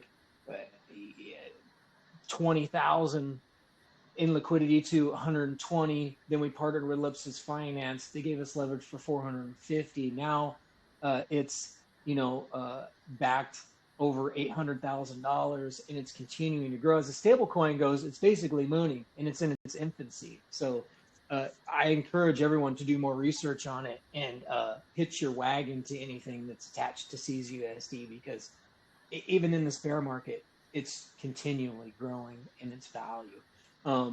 So when it's below $1, it brings itself back with its assets, but it does it in an arbitraged fashion where it's getting the lowest price available to get it back to $1 without just destroying whatever it originally backed when it was over $1. So it's doing it in a really smart way that the assets stay within the ledger, within the vault. I mean, it's been over 100% back for months, for 7-8 months now, 8.5 months. I mean, it's pretty powerful. We can forward you the ledger if you want, so you can see it details the I'll assets. drop it in the chat again. I'll drop it in the chat. Yeah, that backs the stable coin. And it's one of the reasons, right, why we were able to, I would say, come together and develop DogeGod. Because as a stable coin, it's in its infancy. It's still early days for them, which is fantastic because it's early days for us. Yeah. Had we have had this discussion with, say, a Tether or a more established stable coin, we would never have been able to create DogeGod because one of the partners is significantly, by order of magnitude, bigger than the other one. Okay, it would have never have been the right kind of like environment for something to happen. Okay, for us it was perfect, right? Because CZUSD, okay, they're just as young as we are, and if you look at what we're offering and what they offer, it's completely complementary. It's kind of symbiotic, really.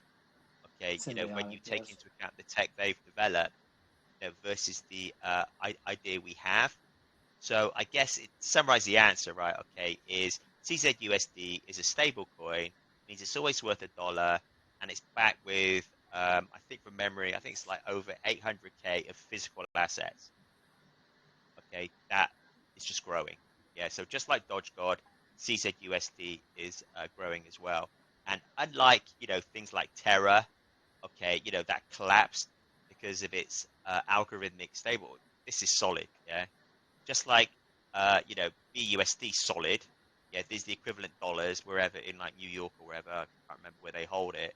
Okay, the same's true with CZUSD. Okay, it's backed with tangible assets. But the burn, okay, or the LP, it doesn't just facilitate swaps, right? Okay, we use it to establish a floor price that with every transaction will increase.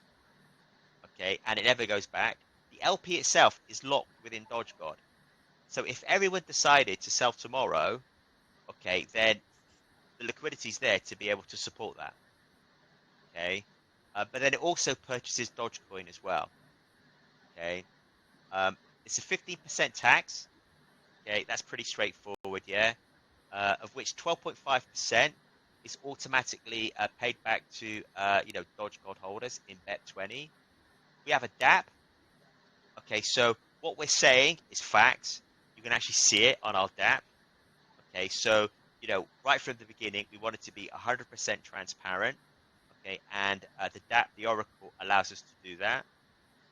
2.5% of this 15% is going into marketing 100% for the first 6 months. After 6 months, we'll review. We want to start to introduce some kind of DAO to DogeGod. One of the first things that we'll do, that we aim to do, is have the community vote on the 15% distribution. Okay, and what they'll be voting for is, what that 15% split will be. Will it be dividends? Will it be marketing? Will it be contributors? What the percentage is going to be. CZUSD, okay, it's not just a collaboration on a stable coin. Okay, they're kind of like embedded within, DogeGod. We were able to launch with a solid LP for on day one of 137K because of them. Okay, that meant that right from day one, the liquidity was not a barrier for growth. Okay, we didn't have to worry about, had we gone down, different avenues, right, we'd have worried about the LP, because we want it to grow, but then we want it to grow at a manageable level, and then you're managing the LP. It just doesn't make sense, right? But the point to note, okay, is, the LP, the liquidity pool, right, it's got no time limit. It's embedded within DogeGod. It's a fundamental part of DogeGod. We've absorbed the LP. Yeah, it's how the DogeGod functions because of the LP. It's not something you can add to it. So say, for instance, someone decides to drop a 1 BTC order tomorrow, okay, and it crashes the LP. We can always add to it, okay, but there's a core, okay, and that core is locked within DogeGod. Yeah, so there's no changing, or it's just there. It's part of the contract. No crashing, none of that stuff going on. And anyone that has the expertise, okay, that understands, go and have a look at it. Go and see how the contract operates, yeah? Okay, because everything I'm telling you is fact. And we're 100% open. We encourage people to have a look, right? Okay, go into whatever detail they want, okay, to see and just confirm that what I'm saying is fact. So, like I said, the price floor will increase with every burn. The benefit is at some point, okay, DogeGod's been designed to last for years, right? You buy DogeGod tomorrow, okay, with the price floor, at some point, that price floor will increase to beyond your buy price. Then it's profit, right? Okay, it's part of the contract. It's how the tokenomics work, And of course, okay, because it's a burn, okay, with every single transaction, yeah, you're going to see, DogeGod, okay, the supply in constant decline, scarcity, yeah, which is what everyone burns tokens for. But this is the gotcha, right? This is the unique thing. This is one of the things, one of the innovations that separates DogeGod from literally everybody else, right? Okay, the liquidity pool buys the Dogecoin, but it buys it with a CZUSD, not DogeGod. It takes all the sell pressure away from the contract. There is zero sell pressure. So when you look at the contract, I'll put the chart back on when I finish off, to sort of summarize. When you see the red, that's investors selling. Yeah, that's fantastic because investors are selling. Okay, they're generating Dogecoin with their sales. It's how the ecosystem works.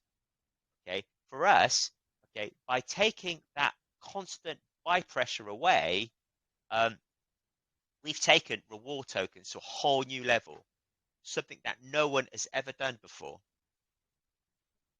So the LP, the key thing is, right, it's not just the liquidity pool anymore. We've turned it into a profit stream. Okay, because we started again from scratch, from a blank sheet of paper. Okay, we actually, developed the contract to actually do what we wanted to do, not the other way around. And we had the skills. Okay, we're very fortunate to have CZ Zodiac. Okay, working with us to develop something which is absolutely unique. Yeah, there's nothing out there. This is the Dapp. We launched with this. Okay, this is a screenshot that I took earlier today of September the 2nd. It's part of our commitment to be transparent with the community. Okay, you can see the total amount of Dogecoin in rewards. Okay, what's distributed. So that's what's left the Dapp and gone into people's wallets. I'm not going to go through every single one, but feel free to ask, right, if I miss one and you want to know some more info about it. Got the price, got the floor price. And that's up 11% from when we launched from the 8th of August. You've got the total amount of DogeGod burned. Okay, this is by day. That's quite a complex calculation. Sorry? Oh, I didn't say anything. That was me. Oh, sorry. No worries. So yeah, you've got the M cap, okay, and you've got the current state of liquidity at the moment, just shown as a percentage.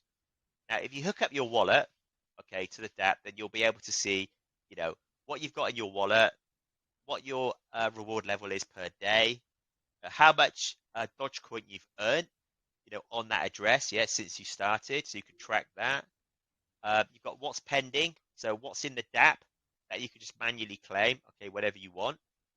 And you've got the amount of DogeGod that's held, okay, and then if you're one of the pre-sellers, okay, then you have two extra fields here. Okay, one is what you've got vested, and the other one is when it's going to unlock.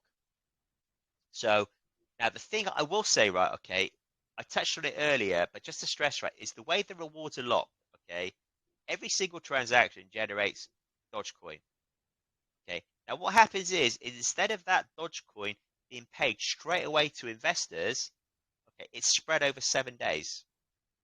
Yeah, spread over 7 days. And then when another transaction happens, okay, then whatever's pending in that 7-day window, plus whatever's just been created, gets added together and it resets. Another transaction comes in and it resets, and it resets, and it resets, and it resets.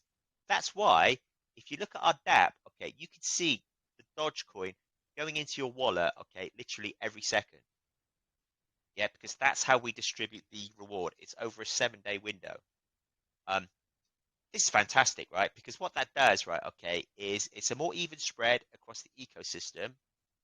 okay, and it also allows opportunities, right? Because say, for instance, you know, tomorrow there's a massive green candle. You think, okay, that's interesting. I'm going to buy some DogeGod. Well, you buy some DogeGod, okay, you have a 7-day window of, you know, Dogecoin rewards that you're going to get a piece of. You know, the same is true if there's a massive sell, for instance, okay, and you get all that Dogecoin generated. It doesn't disappear straight away. It goes into that 7-day window. Okay, we think that's a pretty cool, innovative way to distribute rewards. But that's the Dapp. Okay, it's up and running, and it's again, you know, something that you know, everything we do is 100% in-house. Yeah, we develop this ourselves, do a specific job. So, you know, to summarize, right? Okay, you know, DogeGod really is unique. Okay, it's the first crypto to do this, okay, or the first token to do this. We expect others to follow, right? The problem they're going to have, okay, is then it's not just a cut and paste of a contract, of a copy of a contract. They're going to have to copy the ecosystem, yeah? They're also going to have to get a stable coin, not one backed by an algorithm, but one backed with real assets, yeah, to make DogeGod function. Otherwise, it won't work. Okay, so we have some time, you know, we have some time.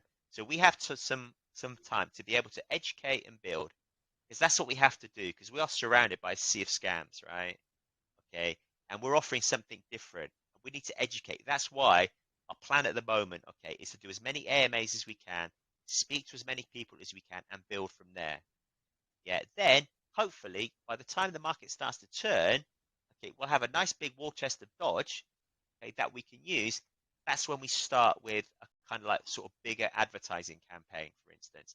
That's when banner ads, you know, that kind of stuff makes sense. Today, it doesn't make sense because we're selling something unique. Yeah, we're offering something unique. So we need to educate. Otherwise, people will just look at the, you know, that first foil with the tokenomics. Go, oh yeah, it's just another rewards token. It's shit. You know, and not look at the detail. The other thing is, okay, is we're 100% transparent. Okay, the DogeGod Oracle literally tracks everything. It's there for everyone to see. You know, how many tokens are out there in the past, right, where they claim all these percentages and so on, and then you're scratching your head trying to figure out, okay, well, is it really that? Is it not that? Is it? It's all on the blockchain, okay, and it's all visualized through DogeGod. Sorry, through the Oracle. Yeah, so you know, it tracks everything. It's sustainable. Okay, it pairs with CZUSD. Okay, now we have some of the benefits, right? At the moment, yeah, Bitcoin's took a bath at the moment. Okay, the pricing of that is dropped. Well, anything that's associated with that, that's dropped as well. With DogeGod, no change. Why? Because it's paired with CZUSD. CZUSD is always worth $1. The thing to note, okay, is a Dogecoin is paired with BTC. So BTC drops in value, so does Dogecoin, right? DogeGod is buying Dogecoin in CZUSD. That means it's getting more Dogecoin for its dollars. Yeah, so at the moment we're kind of benefiting from it. So at the moment, you see a massive drop with BTC. The whole of the market takes a dump. DogeGod's unaffected because it's back to a stable coin, and because it's using dollars to buy Dogecoin, it's actually buying more Dogecoin at the moment because the value of you know, Doge has gone down. It's brilliant. I mean, like I said, we've developed this ecosystem, right, to last for years. This is something that we want to build upon. And it's profitable as well, okay? Because, you know, when you look at your profit, you know, as a DogeGod investor, you know, it's not just the reward, the Dogecoin, it's also the asset itself, yeah? Because we've taken all the sell pressure away. All you're going to see, okay, is buy pressure or value pressure. You're going to see this thing go up, unless of course somebody sells, right? Somebody sells, it generates tax into the ecosystem. You know, so yeah, very clever, right? I mean, we've basically taken so for us, if we're going to be sustainable with Dogecoin, we have to make sure that the asset is just as valuable. And that's one of the reasons for the tokenomics here. That's why, okay, you know, up until now, people have kind of forgotten of the asset and just gone with the reward. Well, for us, no. The asset is just as important as the reward. And that's what makes us unique. So we're innovative, right? We've taken the sell pressure away. We've evolved the LP into something completely different. We've paired ourselves, okay, with a CZUSD. We've got an ever-increasing guaranteed pricing floor, and we've got the Oracle. Yeah, plus other stuff, right? Like, how we pay out rewards and stuff. And of course, DogeGod, strip all away, it's all about the Dogecoin. Yeah, that's all it's about. Everything else is nice, but it's about the Dogecoin. That's what DogeGod was developed for. If I go back to the original chart, then, you can better see now the tokenomics in action, right? We've had sales here. Okay, these sales have been people selling. Cool, great. Okay, they've been basically, whether it's a buy or a sell, is contributing to the ecosystem. So, if this was like a traditional chart, this bit at the end, where the price is flat, it's flat, but it's still generating lots of Doge. And as of today, like I said, we're 179%, okay, from when we started with. We've got a floor price that is ever increasing.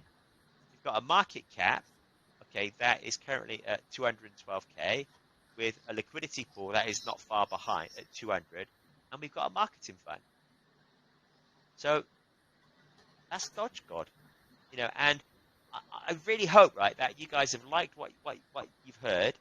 You understand that this is completely different to what you've had before, and this is an opportunity, okay, for you guys to invest. I mean, we're not even on CMC or CoinGecko yet. We haven't started yet. Yeah, we're basically, I reckon we're about a week, 2 weeks away from like listing in those, in those places. Don't. Yeah, Just don't don't. ever say that. You become insta-cheat. Just don't do it. You become insta-cheat.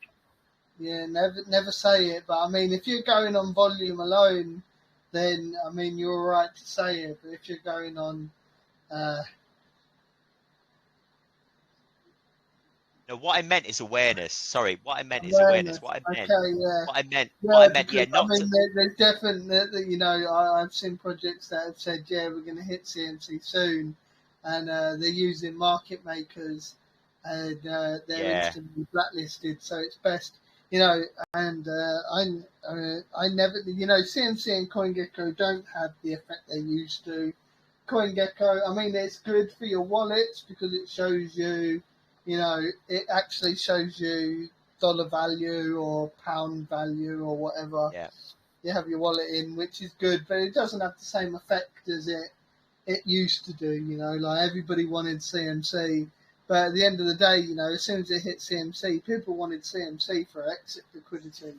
It doesn't have that effect now, but it also doesn't come with the. I found that it doesn't come with the pump that it used to either. And they've also changed a lot of their listing requirements because they got fucking hammered for listing this shitload of scams. Don't rely on those guys. Just do your own thing. Do your own thing your own way. Yeah. The one thing I like about CMC is they get back to you relatively quickly with what you need to fix, whereas CoinGecko will get back to you in a couple of months' time, and you just get the you didn't make it email if you're lucky. For the most part, they might not even get back to you, whereas at least CMC tell you the areas you need to improve on. Well, but you know what? We haven't had anything back from CMC. You're so right with CoinGecko. We had correspondence with them yesterday.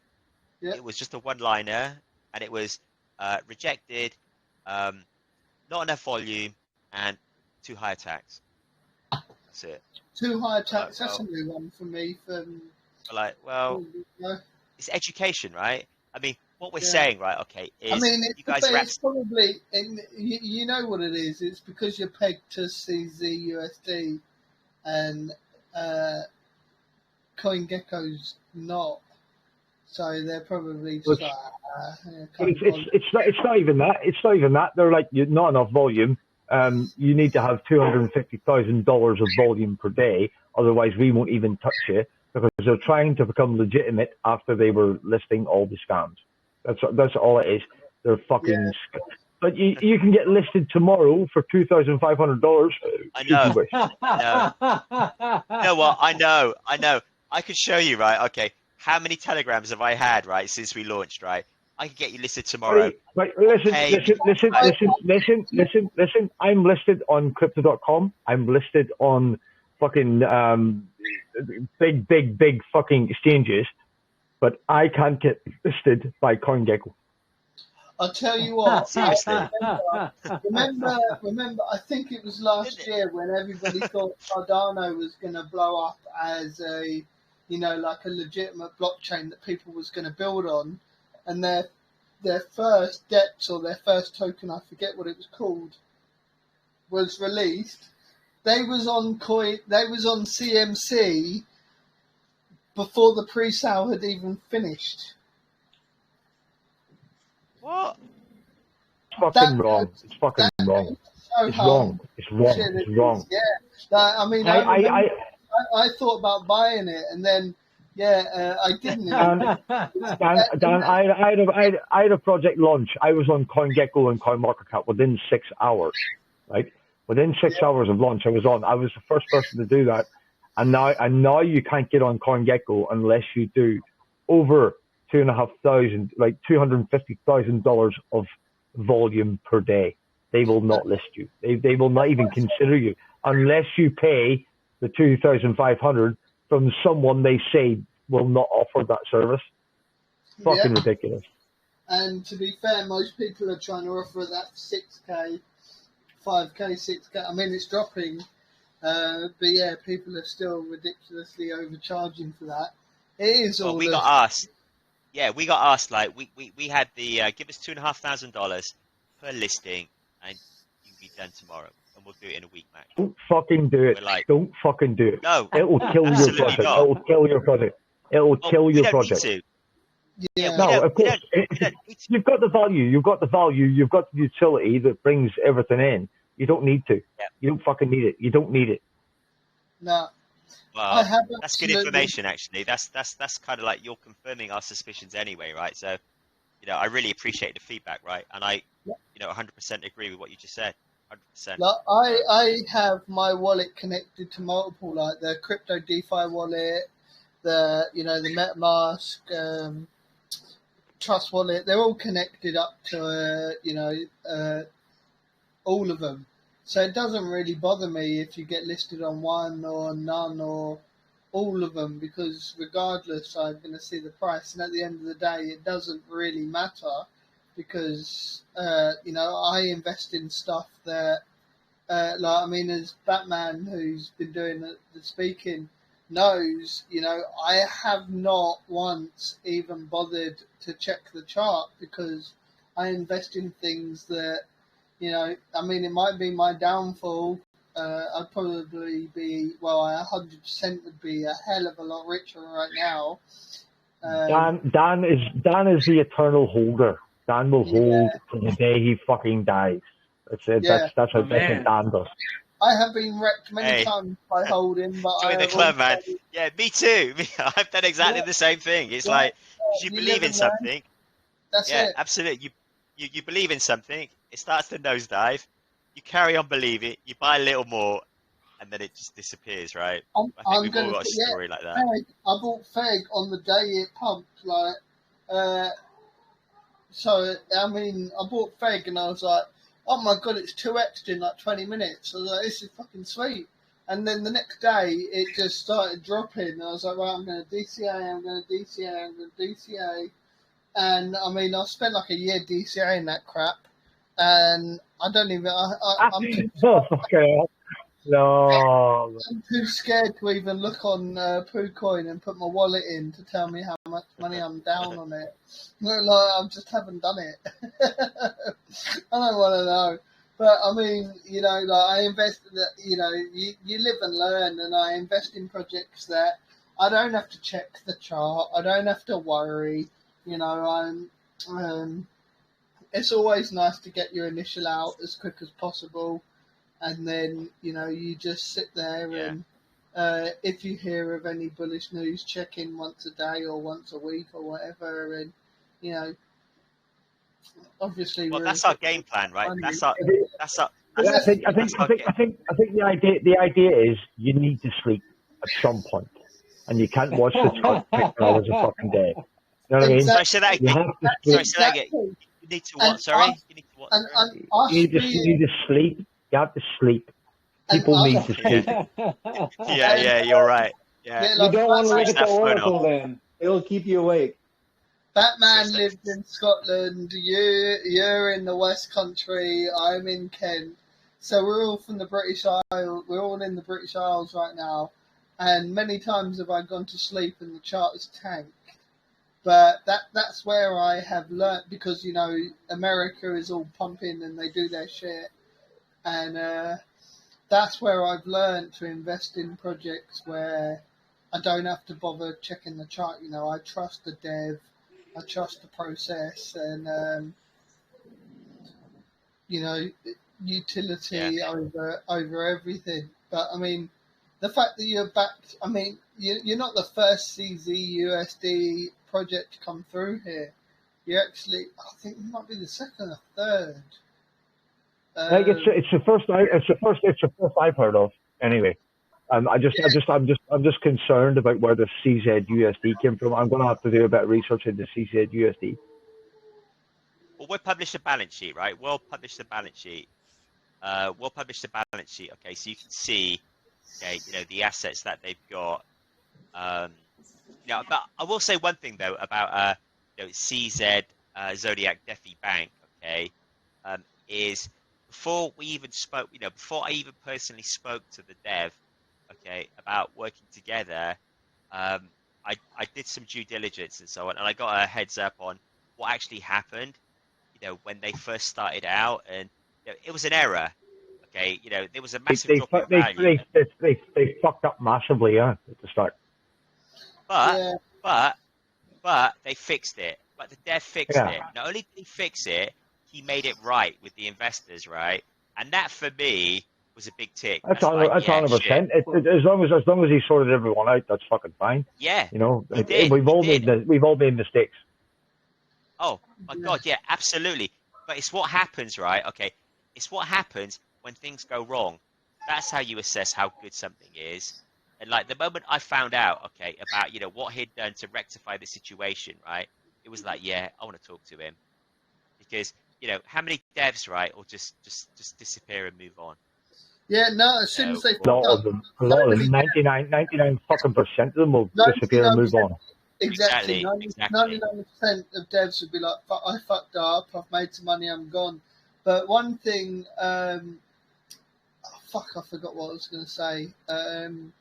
This is triumph out of tragedy. I mean, Yeah, I mean, the construct that was born from this. I mean, you got this guy. He's like, oh shit, I messed up, you know. And then he's got that on his shoulders, and he's like, how am I going to make this right? And then, you know, provides like this new tech that's, you know, better than what he. I mean, 10 times better than what he had before, you know. yeah, And now all this great currency, all this great implementation is being born from it, you know. And it's the native token that was destroyed from this, you know what I mean, it's being brought back to life from the yeah. stable token, because the stable token technology that he's created so great that it's propelling multiple projects now. So Yeah, that's what I was you going want to to watch. say. Like, with CZ Cash, it kind of reminds me of Harmony about six months ago. You know, where, you know, when Harmony was trying to launch as many, the blockchain was trying to launch as many projects as possible. They were, you know, they were funding them. They were helping them every step of the way. And from our previous AMAs that have, you know, that have pegged to ZZ Cash have all said the same, that the team are there for them to help them out, which is exactly what Harmony was there for, you know, and Harmony had a very good run. And you know They're what? doing the same Okay, thing for you guys are me, doing, looking for solid projects, solid people, yeah. because when they attach themselves, it's putting their whole reputation, their whole project, all the construct on the line. So, I mean, I've been privy to them. They're turning people away. You know, they're very serious. Uh, yeah, definitely want And to check it it's out. like, it's people create code, right? Code doesn't create code. People create code.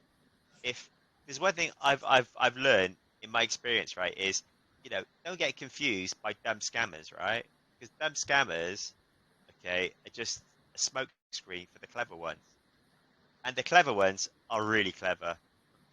They are really clever, and they have no morals, right? And I must admit, okay, in all my years, I've been in crypto a while now, right? A couple of times, I almost just turned around and went, "Fuck it, it's just nah, I Right. can't do it. I can't do it. It's just full of." But okay, the thing that I've learned, okay, through this whole sort of DogeGod journey, and you're also being on the AMA, like conversations now, is, man, I'm not the only one. There's islands of good. There's islands of people that don't actually, that actually have a bigger picture, right? That's why I like Dogecoin so much, because it's a mess. It shouldn't work, but it does. Yeah. Speak to the devs, right? It's a mess. It shouldn't work, but it does. Because it's true decentralization. It isn't someone in a suit or someone looking to, sort of like scam every last penny of your. I mean, that's the other thing, actually. Now that you got me ranting, right? Okay, is when these scammers, right, screwed us over, right? Okay, they had calls with their investors, right? And you know what their response was? Okay, they lied to get people to invest. They lied. Okay, they put up this website full of bullshit. Okay, to get people to invest, right? And then the moment they'd invested, it's like, well, it's not my problem. You shouldn't have invested. It's your problem. Yeah. I mean, I'm like, fucking hell, that's just so wrong. And like I say, it's like, this whole journey, right, with DogeGod, because I've always been I've been a miner, I've been a trader, I've been everything, right? Okay, I've tried literally in crypto, I've tried everything, right? And this is the first time I've been involved in a project where we've actually created something, and it's kind of been a rewarding experience because I met a lot of good people on the way, to the point in which I'm thinking, yeah, wow, even in this sea of shit, okay, there are good people here, okay, and good people will eventually come together and they'll create something special. That's why I'm a Do you great, know what? the Lord of I'm the Jungle glad Are you you works. brought talking about ThongsLounge right now? I swear it Yeah. sounds like you're talking about ThongsLounge right I, now, man. I mean, I'll tell you what. I mean, yeah, this is a bunch I'm of being great people that serious. come together. I I was, mean, I was just about to say that's a statement to end all statements right there. Fucking yeah, awesome. Awesome. I am fucking 100% invested. Like I am one of the good people you meet in this space, right? And I love meeting like-minded people. This space is fucking horrendous, right? I know. It's fucking horrendous. And if like what you said earlier about people using their skills to rip people off, if they're clever fucking people, clever people. Yeah, Exactly. they spend their time writing code to get round good shit. If they actually did something good with it, they'd make some fucking money rather than just Exactly. take other people's money. It's fucking horrendous. Oh, it Exactly. does my head in, man. It does my You head know in. what?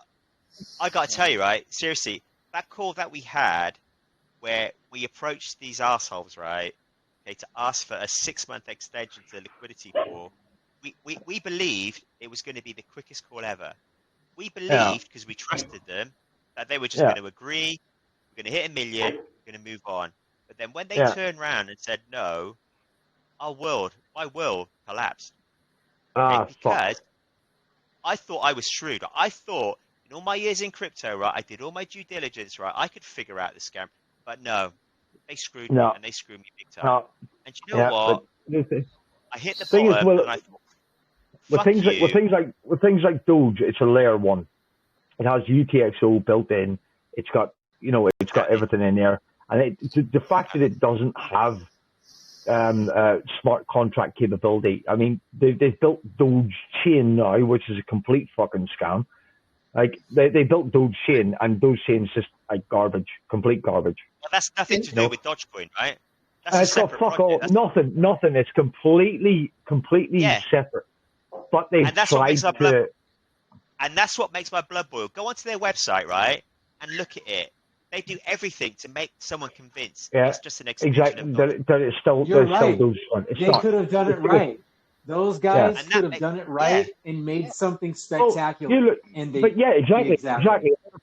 100%. They like KuCoin community chain is an EVM website built. It's for people that use KuCoin, but it's KuCoin kind of adopted it, but it wasn't built by KuCoin. But it's not. It's but KuCoin kind of said, yeah, this is cool as fuck. Dogecoin has said that's fuck all to do with us. This Dogechain shit, no, we're not doing that. You know what I mean? We are a coin in our own right, and we have our own transaction ledger, and we have everything that we need to have as a legitimate coin. And Doge is a legitimate coin. It's a legitimate coin, and it's more scalable than Bitcoin. Way more scalable. Yep, exactly. It's so refreshing to have an AMA and have people like you on the call. It's a pleasure to meet you, man. Exactly right. Guys, if you I haven't known Batman for long, but he's one of the sickest people I've met in the space. Like, if you guys need, seriously, contractually, if you need any help, just hit me up. I will I'm one of the best contract devs in the space. Just hit me. I'll help you, and I won't charge you a fucking penny. If you're legit, I will fucking help you. If he didn't like you, he'd let you know. Is this the Batman that revealed himself during his AMA? That what is that? You got the thing going with all those projects put together. I've been seeing you around. Yeah, of course you have. I've just got back from that. I had a few personal issues. My mum died, and then my aunt died, and I've been away for like 6. No. I've been away for 6 months, and I'm back on the scene. I was big in the scene, but now I'm not trying to get my name back out there. I'm just back on the scene. That's all. But I love what you guys are. I love what you guys are doing. Like if I can help you in any small way, I would love to. Yeah, I mean, and crypto, like Batman, he looked over a contract for me just the other day, and it's very good. Actually, it's a really good contract. That was one of your business partners, wasn't it? Yeah, that's the one for the project that I'm building at the minute. That's for the beavers that I keep minting. That's really good. It's really good. But look, guys. I've got your back. What I've heard today is very, very bullish. I think you did the right thing at the right time. You know what I mean? I have one concern. Like I said earlier about the backing of your backing. That stablecoin, but that's not your problem. That's their problem. You know what I mean? I think what you're doing is fucking amazing. Absolutely amazing. Contractually, it's amazing. Well, do you know what? But your problem was our problem as well. Because when we look at CZ, it is. Right. Because that's true. Because we are now so closely tied with them, right? You can't separate us. Yeah, there's no. But I'm just wondering where the yield comes from. And that's my biggest question. Where the yield comes from? Where does the yield come from? If you look at the ledger, you can see the various pools. It comes from somewhere. I just need to know where it comes from. The bulk of the yield right now is coming from the Ellipsis Finance pool that's there, and the any leverage that we need. I mean, there is a lot of money that CZODIAC DeFi Bank has available now, and not only that, but since we were talking about CZUSD mooning on its own right in supporting these projects and bringing that native token for CZODIAC DeFi Bank back to life.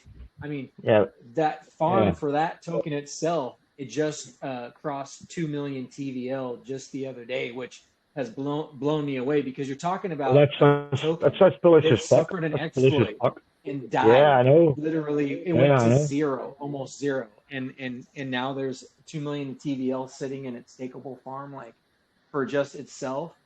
Yeah, it's Fucking mad. yeah, It's fucking mad. That's Well- bullish as fuck. Well, there's my request, right? If that's the only thing, okay, that's a question in your mind, right? Then you could do us a favor, right? Have a look, okay, and then just report back. Mate, I will. I'd love to Want. talk to No. you, Mr. Trust me. I'm having a look. Dude, Yeah, I'm fine. I'm fucking. You've got my attention right now. Thank you. Cool. Yeah, So, I mean, that's yeah. You've got the backing of a guy I haven't known for long, but I mean, as soon as I met him, I respected him immediately. You know, there's some Cool. people you meet in this space, and it's just like, you know, you have instant respect for, and yeah, Batman is one of them. So if he's got your attention, everyone in there. I mean, obviously, do your own research, NFA, all the bullshit you've got to say to stop myself from getting fucking spammed. Yeah. Just to get fucking spammed with get like myself legal requests. You told me to buy this shit. Yeah. Spam. Yeah, I mean, yeah. So I mean, like, let me have a look. Because I mean, I know you're going for a presentation and stuff. We've been doing this for quite a few hours now. I finished. I'm done. Okay, awesome. So, all right. So I'll just quickly ask a couple of questions. So you've got the roadmap. You know, everybody that knows me knows that our roadmap is like the bane of my existence. Like the project I'm building, we haven't even got one. We're just gonna, you know, You don't need a roadmap. You don't need a roadmap. Our roadmap is gonna be like, yeah, our roadmap is just gonna say, whatever we think is funny will be built on, you know, will be built when we can. But Do you know what? I mean, I love it because we haven't got one either. no, that's what I'm looking at. Roadmaps and white papers are lies. They're all fucking lies. Yeah, exactly. I mean, my project's not getting a white paper, or it's going to get a pitch deck because we need obviously projects to launch with us. But it's not getting a white paper. It's not getting a roadmap. We're literally, the roadmap is just going to say, you know, what me and the team decide is funny, and you know, can gain money. We're going to create if and when we can. Right, it's literally just going to be something along those lines. But yeah, I mean, like you've literally got August. We're in September now, so token launch and listing. I had done future development of DogeGod Oracle, which is kind of open ended. Which, you know, that's just like ongoing, like a lot. Yeah, ongoing. that's just development. Absolutely. That's and you haven't left it like, I mean, straight away from August to September. You've left yourself. The thing is, these guys have said, like, we've got this, and what we're going to do is we're going to develop it, and you know, it's going to take fucking time, and we're doing it in the bear market. So hold your fucking horses. That's exactly it. And the one thing I do like on the roadmap is that you've actually got written in November the start of certification. You haven't got, you know, certic audit written down. You know, it's all in the wording that pisses me off. Who are you talking to at Certic, by the way? Well, hey, we haven't started that process yet. Okay, and that process, right? That may not even happen now. Actually, I'm an auditor with an actual real company. I can probably hook you up. Right. The only way we would approach. Okay, before we were going to use a copy and paste contract, right? That we were going to build. Yeah. Okay? In which case, Certic made a lot of sense, right? Okay. Yeah, because they just run it through this code they have that checks everything, and you pay $1,700, and they say, yeah, it ticks all the boxes in the code, but it misses a lot of the code out. It's bullshit. Exactly. So, okay, now that DogeGod has been born and the way it's been born and who we've got developing it, okay, we would only approach Certic if we needed to from a development perspective. If we didn't, no, you don't need to, man. You don't need to. Let the proof of the pudding be in the eating. It's a lot of saying in that, right? Yeah. So people want an audit. People want a security audit. People want this and that and the other. I'll put you in touch with people that will audit your shit for free, right? And they will do a better job than Certic will ever do. Exactly. That's cool. Well, see, the thing is, right, but that's part of the learning curve, right? Because when I was new... Yeah, of course it is. Of course it is. Because it used to be, right, I mean, like, you know, like I said, I've been in crypto, right, since... Yeah. I've been in projects that were tech rate audited that rugged the fuck out of me. You know what I mean? I'm like, right. What the fuck's happening here? Why am I getting rugged? This is tech rate audited. And they're KYC, and they're this and they're that and the other. Doesn't make a fucking blind bit of difference. I know. Tech rate don't give a shit. I learned the hard way. I learned the hard way, yeah. I learned the hard way. Audited, tick. Doxed. That's another one. Doxed. Yeah. No, doxed, tick. Yeah. Yeah. I'm fully doxed, right? And I am open to have my legs broken by anyone, but that's what it is. But I don't make sure. I make sure everything I fucking do in this space has that check mark beside it, so I have the argument. Like, look, I've done this, I've done that, I've done the other. If something happened or something failed, it's not my fucking fault. It didn't come from me. It didn't come from anyone else. And that audit is a nice check in the box, but it's not an essential check in the box. Let me tell you, anyone that tells you need to be audited, you need to be KYC, it's cheap. It's cheap. Just do what you're fucking doing and keep on doing what you're doing. It's all bullshit. Yeah, exactly. Well, hey, we will, man. Thanks. I mean, yeah, it's nice getting a tick actually, because you're basically saying, carry on doing what you're doing. Going in the right direction. Yeah. Okay, you don't need it. You don't need it. Yeah, did Do Kwon need it before he robbed fucking 100 million? Fucking asshole. Right. Is he in jail? Is he fucked? I mean, everyone knows who he is. I'm all for doxing, like you do, Batman. When you're on the VC, you're fully doxed. You have no issues telling people where you live and all. Obviously not. Your That's because I'm not taking anyone else's fucking money. That's what it is. That's what I mean. I'm all for doxing, but KYC in this era is a simple case of I'm just going to go on Fiverr and pay some fella like. I mean, 100%. Even my mods like Keanu gets DMs regularly because he's an Indian fella. And they think that they can buy him for $300. They're like, can you KYC for us? And no. Fucking nuts. It's like I would fucking rather give you $300. He's never once as a developer, Dan's right. I can pay someone to KYC for me. Yeah, that's it. And with Keanu, it's like I would rather pay you $300. I mean, it doesn't matter how well I'm doing, if I've just been rugged out of all my money or doing well, it doesn't matter. So I would rather give you $300. Guys, all of that KYC and everything else, it's all bullshit. It's complete bullshit. Just keep doing what you're fucking doing. Keep doing what you're doing, and when it comes to it, have an LLC or have a limited company behind your name if that's where you need to go. But you don't need it immediately.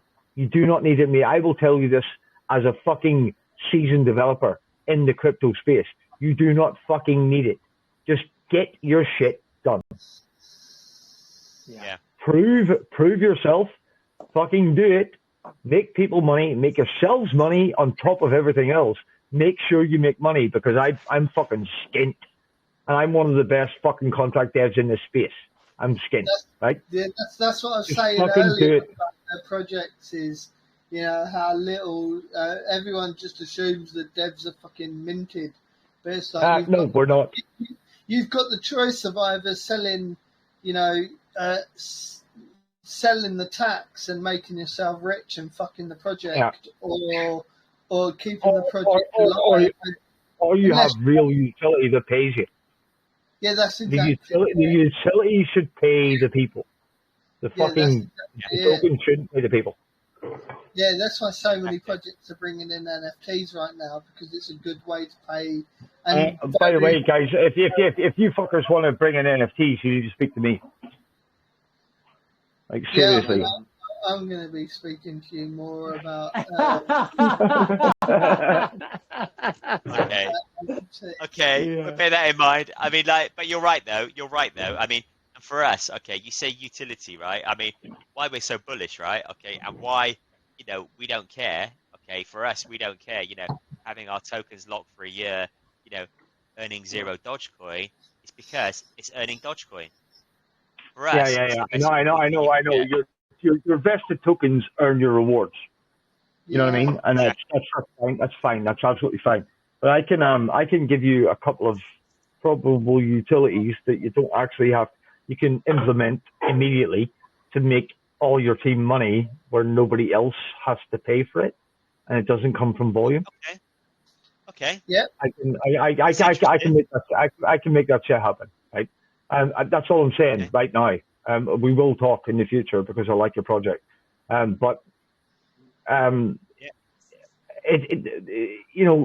anyone, as well as anyone else, if you're in this space and you're a developer and you're a project or you're anything, and you say, well, 2% of the rewards or 2% of the taxes go to the developer, you're automatically in a loss, because that means the contract has to sell, and that goes back to the entire ecosystem, but 2% of that goes back to the developer.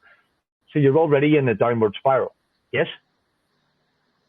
That is correct on other projects. Yep. Yeah, that's every project in this space, where you have to have the volume to pay the wages, right? You have to have it. Concerned with wages. It's instant, but it doesn't matter. True. But every token in the space is insta Ponzi. It's instant Ponzi. True. You're reliant on the next person coming in to provide that volume, to provide the money coming through, to provide the marketing or development or whatever. It's insta Ponzi. Yeah. Yeah. And also as well, right? Oh, sorry. Yeah. Carry on. Oh, go ahead. Oh, no, all I was going to say, right, okay, is, I mean, the other kind of like sort of reasoning, right, behind locking our tokens for a year, generating 0 Dogecoin, is it's like starting up a business, Businesses start up, and for the first year, they don't earn anything because they're building their business, right? And that's the kind of mindset that we've got, right? You have, that's perfect. You've got that vested interest then. But you can still lock your coins and make rewards. You do understand this? Like, I have a contract that you can lock your shit into, and you can still get rewards from a distributor or any other contract. It's not actually available on the market yet because nobody else has figured this shit out except for me. Oh, okay. Yeah. Okay. So I have a locker where you can lock your tokens, you can lock your team tokens, and get rewards from whatever distributor you wish to have the rewards come from. And it doesn't impact our ecosystem. No. It impacts fuck all. Okay. I've got that tech. Like, let me tell you, and I will hand you that tech for free because I want to make this fucking as beautiful as it can be. I will hand you that tech. I will give you that contract. It's a locker. You lock the tokens, and only the owner of those tokens can accept the rewards, and they accept it from the distributor you've got, right? Like, whatever distributor you have, it's not a problem. So they can earn, but they don't have to spend the token. So there's no downward pressure on your chart. That's great. It sounds kind of like what we're working with. Yeah. Exactly. But I've already got all the contracts. You just need to speak to me, and we can make this shit happen. I'll give you the contracts. It's no problem. Yeah, it'd be great to look at them. you. That'd be awesome. Cool. Yeah, it's always good to Yeah, see. don't fucking give it to anyone else, though. Yeah, exactly. Yeah, I know we're not about Well, that. see, We're the thing definitely is, not about that. we've only just met, right? We've only just met, right? Okay, and words are words, right? Okay. Yeah. We have a reputation. You have a reputation. Okay, it's early days, right? But what actions speak louder than words, right? Okay, and history speaks louder than words, right? I'll back it up. I'll share my screen right now and give you the contract if you like. The beautiful thing in fine. that is that it's when cool. you are inspired. You know, is when you Yeah. see something and it inspires you, and that's what it's about in this space. Is No, but the I want you guys to do the best you can do, right? But I also want you to stick to your narrative. You know what I mean? And I have the contract. I have a contract that can allow you to stick to your narrative and still earn money from the ecosystem. So that's fine without affecting your chart. Yeah. Our narrative is our whole reputation and exactly character, which exactly is beautiful. exactly It just really works together. Yeah. And, but if you want to stick to that, I've got your back. 100%. Love it, because you just don't hear that enough in this space. People don't give a shit. You know, I give a shit. I give a shit. I love this. I hear you. I love it. Awesome. I love it. I've been fucking rugged like loads of times when I first started and all the rest. But I've learned to protect my own back, but I've also learned to protect other people's backs. That's where the Batman thing came from. But I've got you. If you need anything, I like that. Me, I was wondering where the Batman came from. I will definitely. I have saved millions of dollars of people's money. It's ridiculous. I've recovered millions of dollars of people's money. But if you guys need anything, come and speak to me. If I can't do it, I will put you in touch with someone that can. Get me? That's what it's about. Yeah. If you're going to be as legit as I think you are, because I've loved this AMA, like I will put you in touch with people that can fucking put you on the map. Okay. Beautiful. Well, that's good. I already sent you a message. That's good. That's good. I mean, we're not going anywhere, right? I mean, we're not going anywhere. Like, we're like, yeah, it's fine. I mean, like I said, right? Okay, when we sat down, right, when we banged our heads together with this project, right?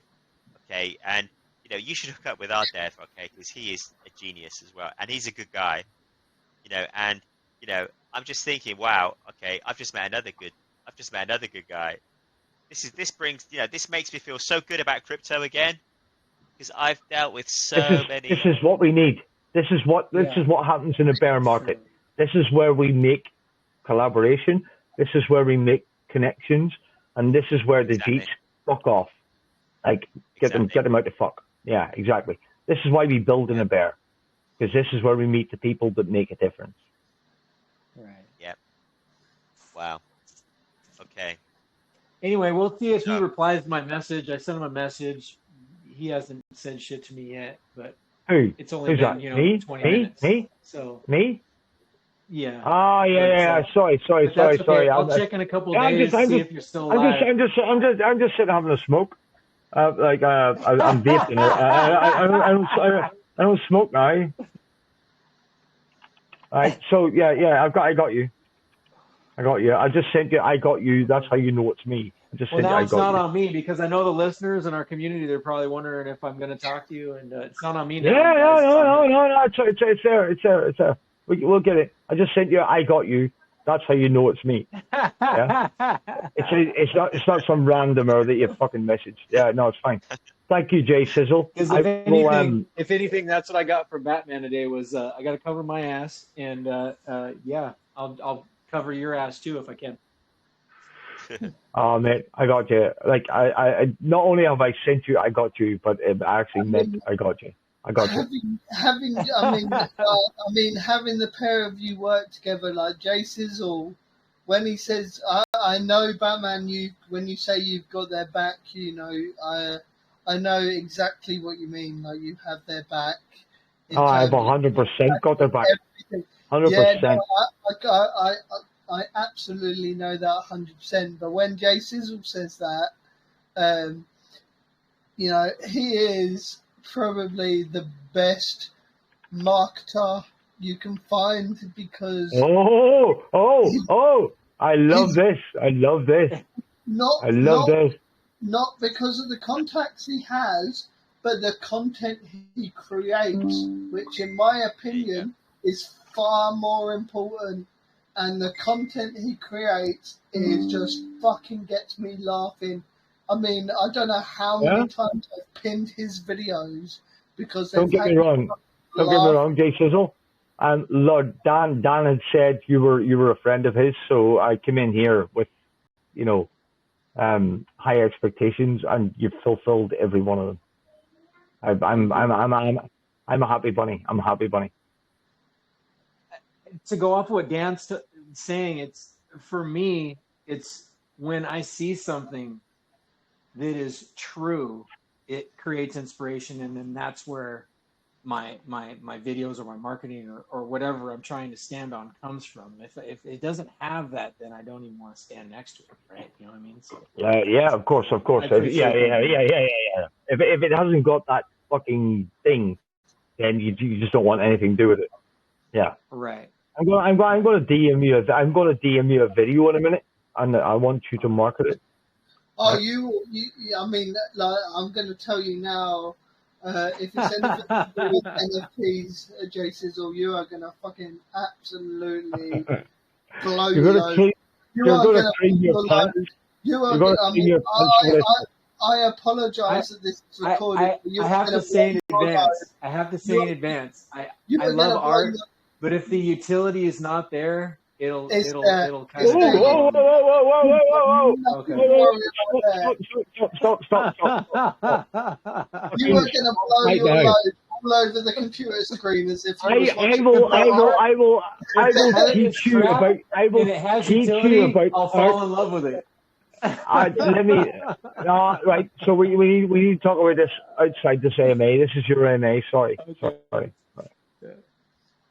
I'm gonna forward you something, to your DMs, and that's all I'm gonna say in this chat right now because this is your AMA.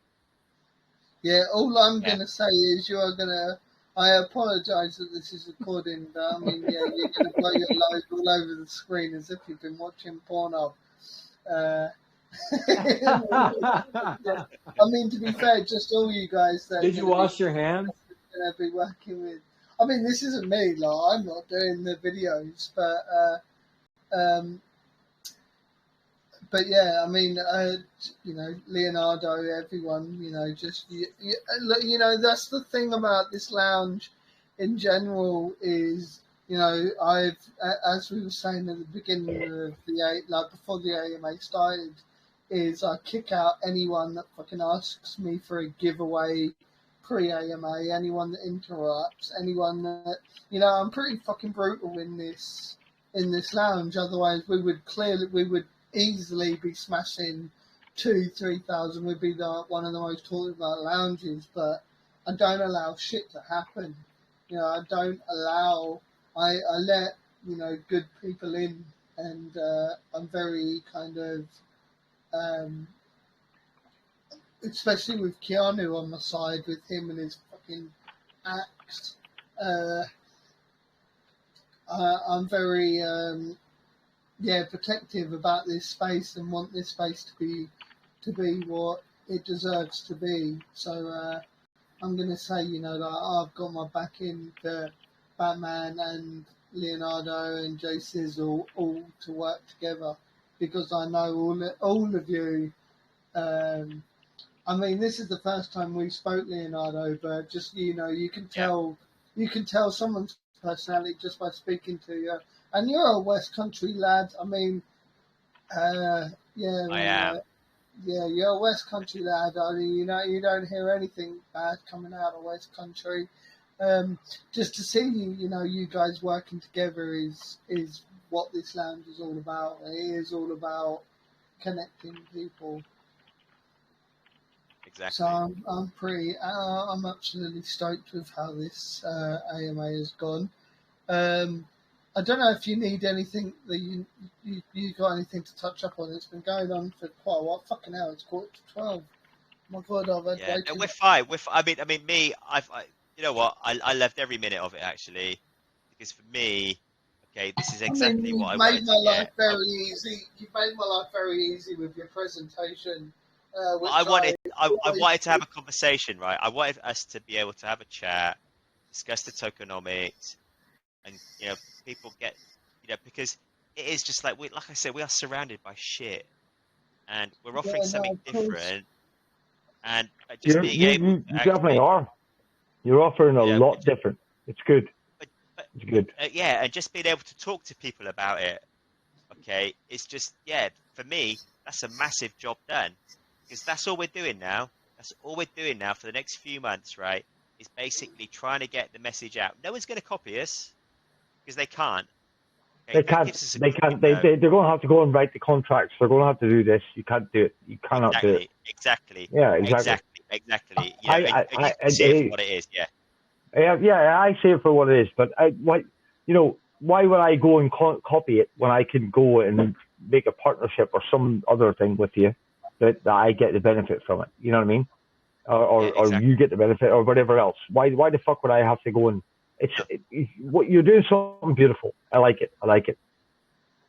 So we're going to spend so for us, okay, it's all about AMAs, talking to people that are in crypto already, not people that are new, but people that understand crypto, so they can kind of understand where we're coming from and just build from there.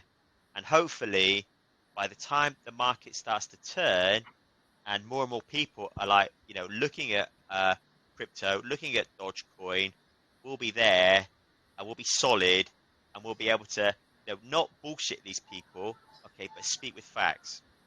This is our Dapp. That's it. This is what we're doing. This is how much we're earning. So it's not market. It's like these are the numbers, because that's what it all boils down to, is like numbers, yeah.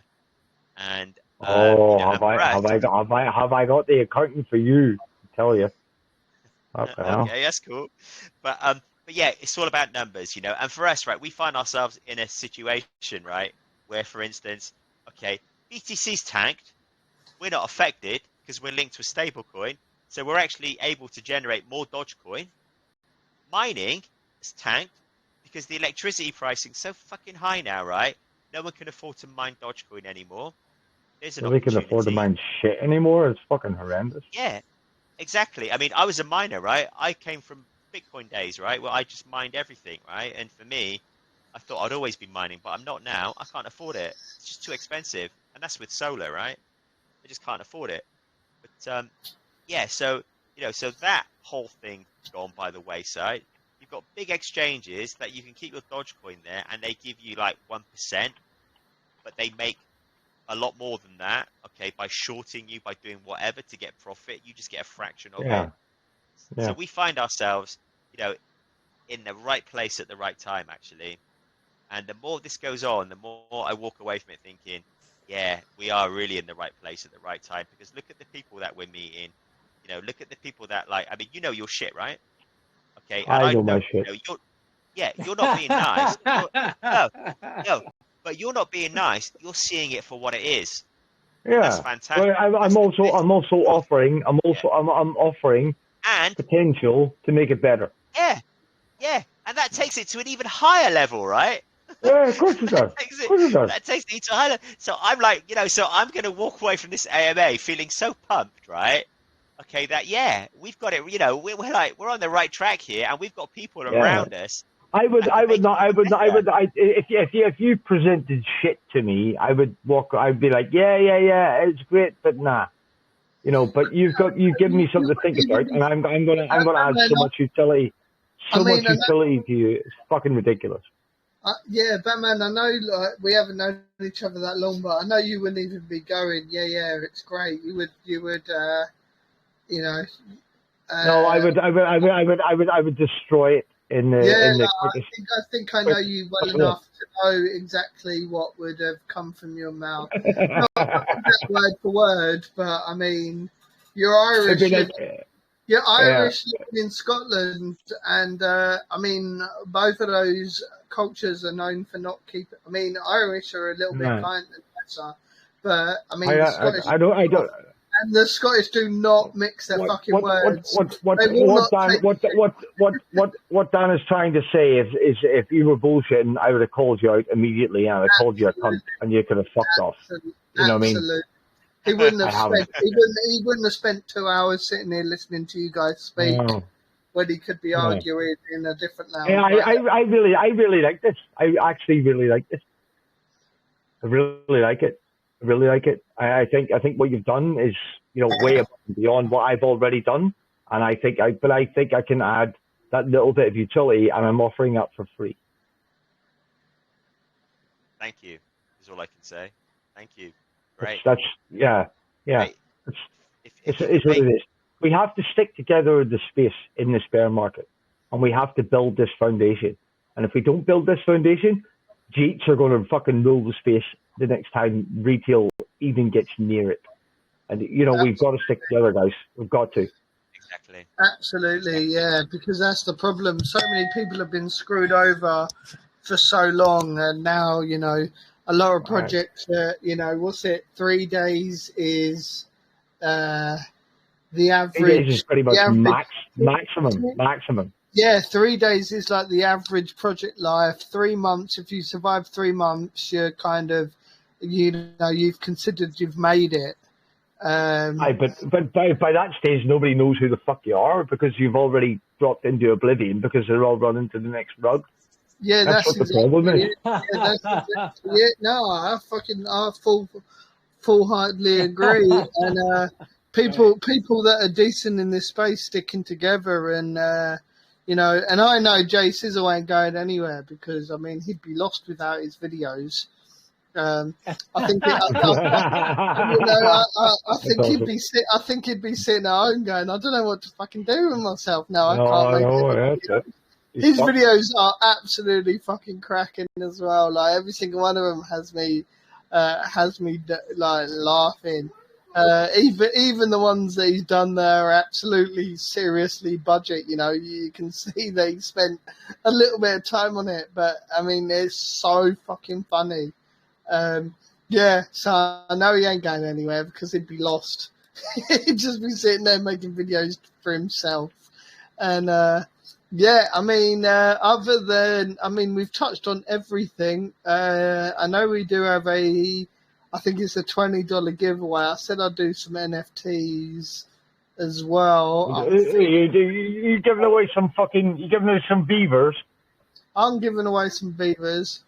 I want a beaver. We got a cyborg to give away. Yeah, I'm giving away some beavers, stakeable beavers. But for right now, the only question I have, I will open the floor up for questions. It's just, everyone in there has been in there for hours. They deserve a chance to say everything. For everyone that wants to know how to buy the token, you would recommend the website and go to your swap.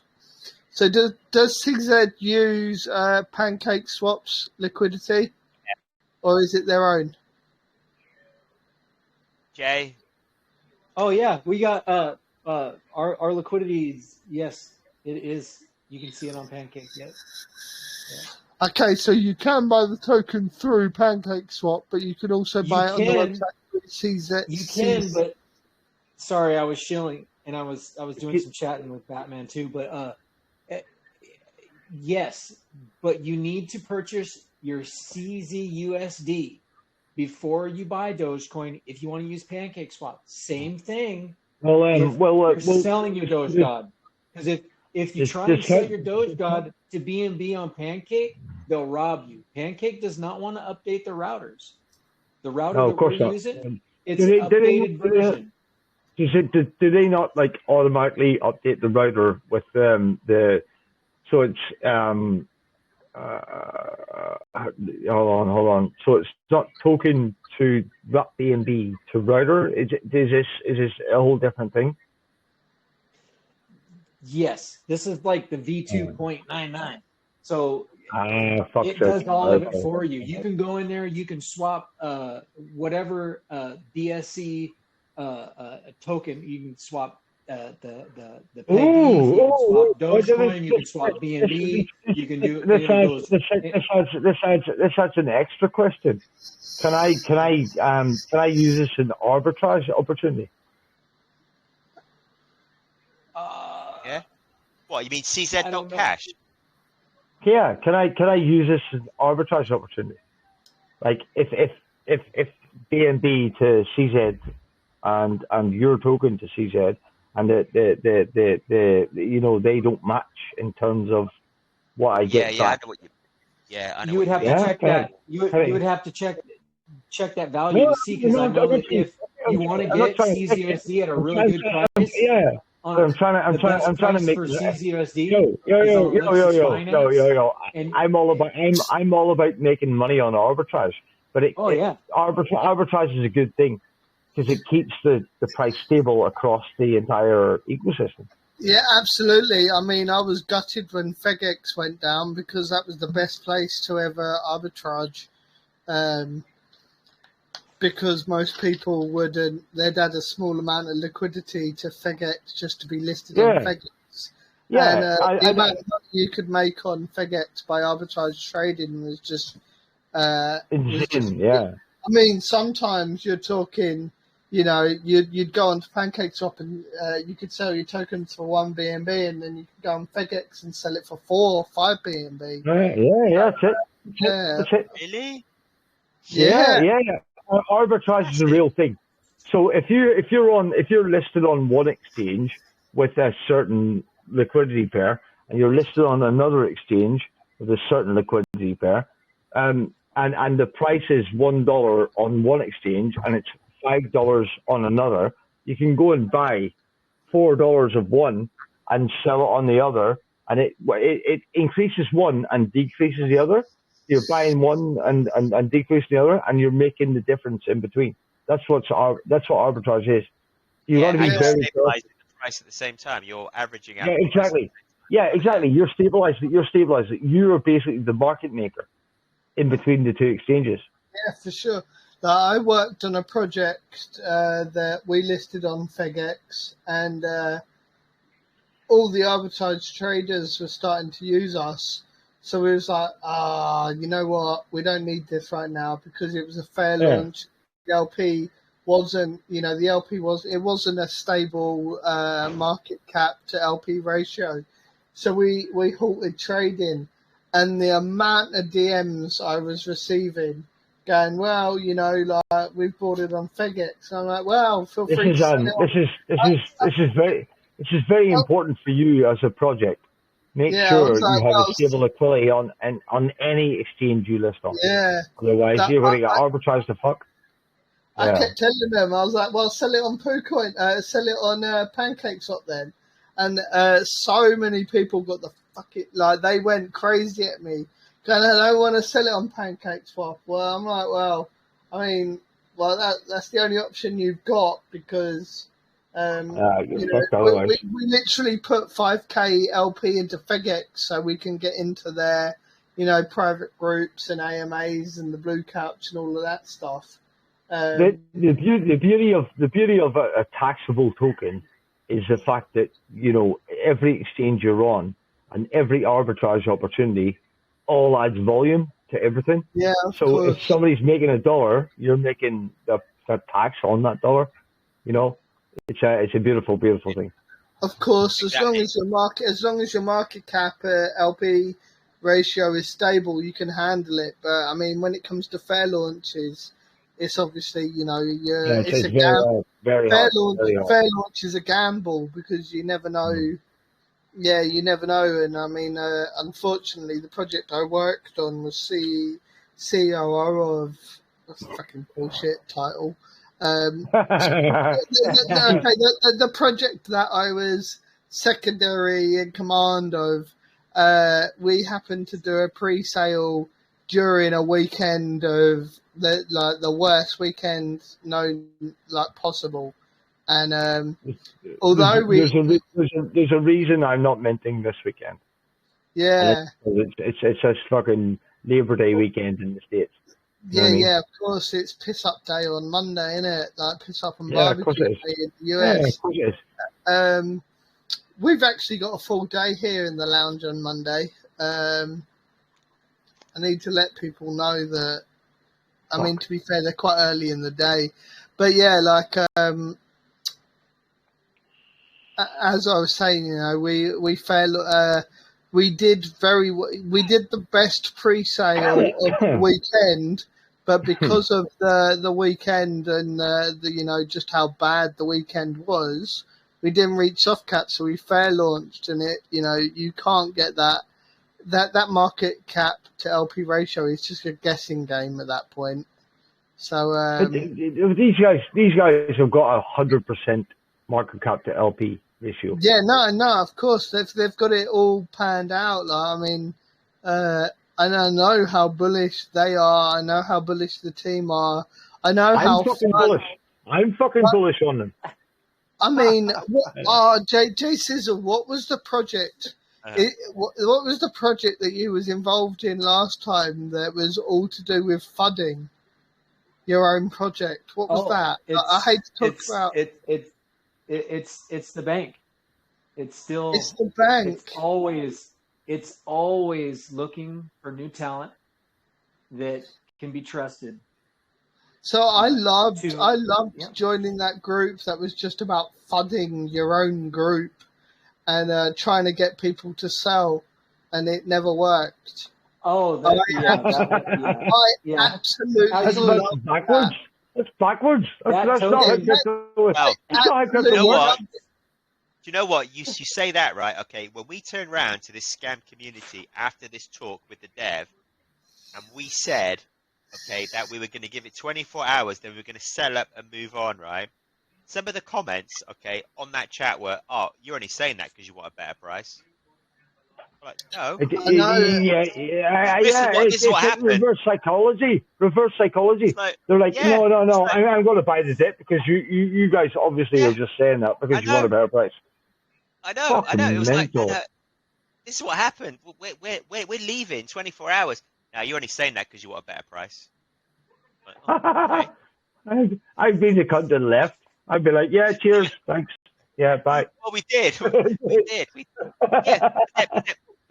then when we sold, okay, you know, Jay, I don't know if you remember, right, but it was only like a 30% drop.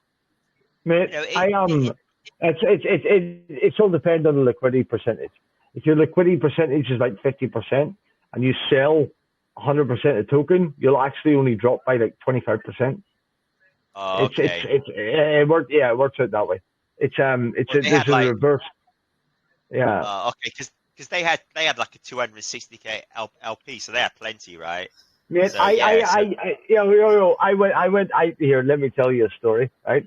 So I went on an AMA trail, and I had a honeypot. It was a contract that was a honeypot until it wasn't. What it was a honeypot. You could buy, but you couldn't sell until you were allowed to sell, right? And it was like a jackpot thing. So you were allowed to sell, but you could only sell once, and then you weren't allowed to sell for the remainder of the time until if you were unless you were picked again, right? It's still going, and people are still buying. They're still buying. It's fucking ridiculous, right? So basically, what it said was after 20 people bought and 20 new people bought, right? So it could be the same person. It doesn't matter. It would pick one of those 20 people to buy, and it would go, right, you can sell now. So then they could sell, right? It was going to end up eventually where everyone could sell. You know, after that 20 people, if there were 40 unique holders, it would pick one of the 20 and one of the people like before to be able to sell. I had 150 people buying this shit. Like, and they were coming in, and there was people going, "Oh, this is bullshit. It's a it's a honeypot. It's a honeypot. Yeah, I know it's a honeypot. I wrote it. So why don't you care? Is it because it's not a honeypot if you're picked to sell? It's like a lottery thing." And then they went, "Oh fuck, read the rules," and they're like, "Yeah." I mean, I had thousands of people buying that shit. Yeah, It's how you market. I'm not gonna lie. I come up with an idea a while ago about like a 3-day honeypot, where it's literally just a 3-day honeypot, and everyone buys it. And then back in the bull run, there was a thing called what was it? It wasn't When Rug. It was Rug Roulette. So there was a thing, and it would just you'd buy in, and they would instantly rug at a certain point in time, you know, but you didn't know when that point in time was. So people were buying like fuck, and it was just like flying, and then they would just rug, you know, and it was like, oh, sorry you didn't sell. See, I wanted to do a honeypot. It was like a 3-day honeypot token.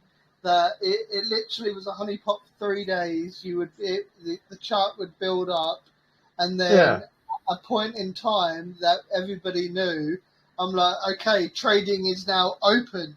And do you understand that people will buy that before they'll buy a legitimate project?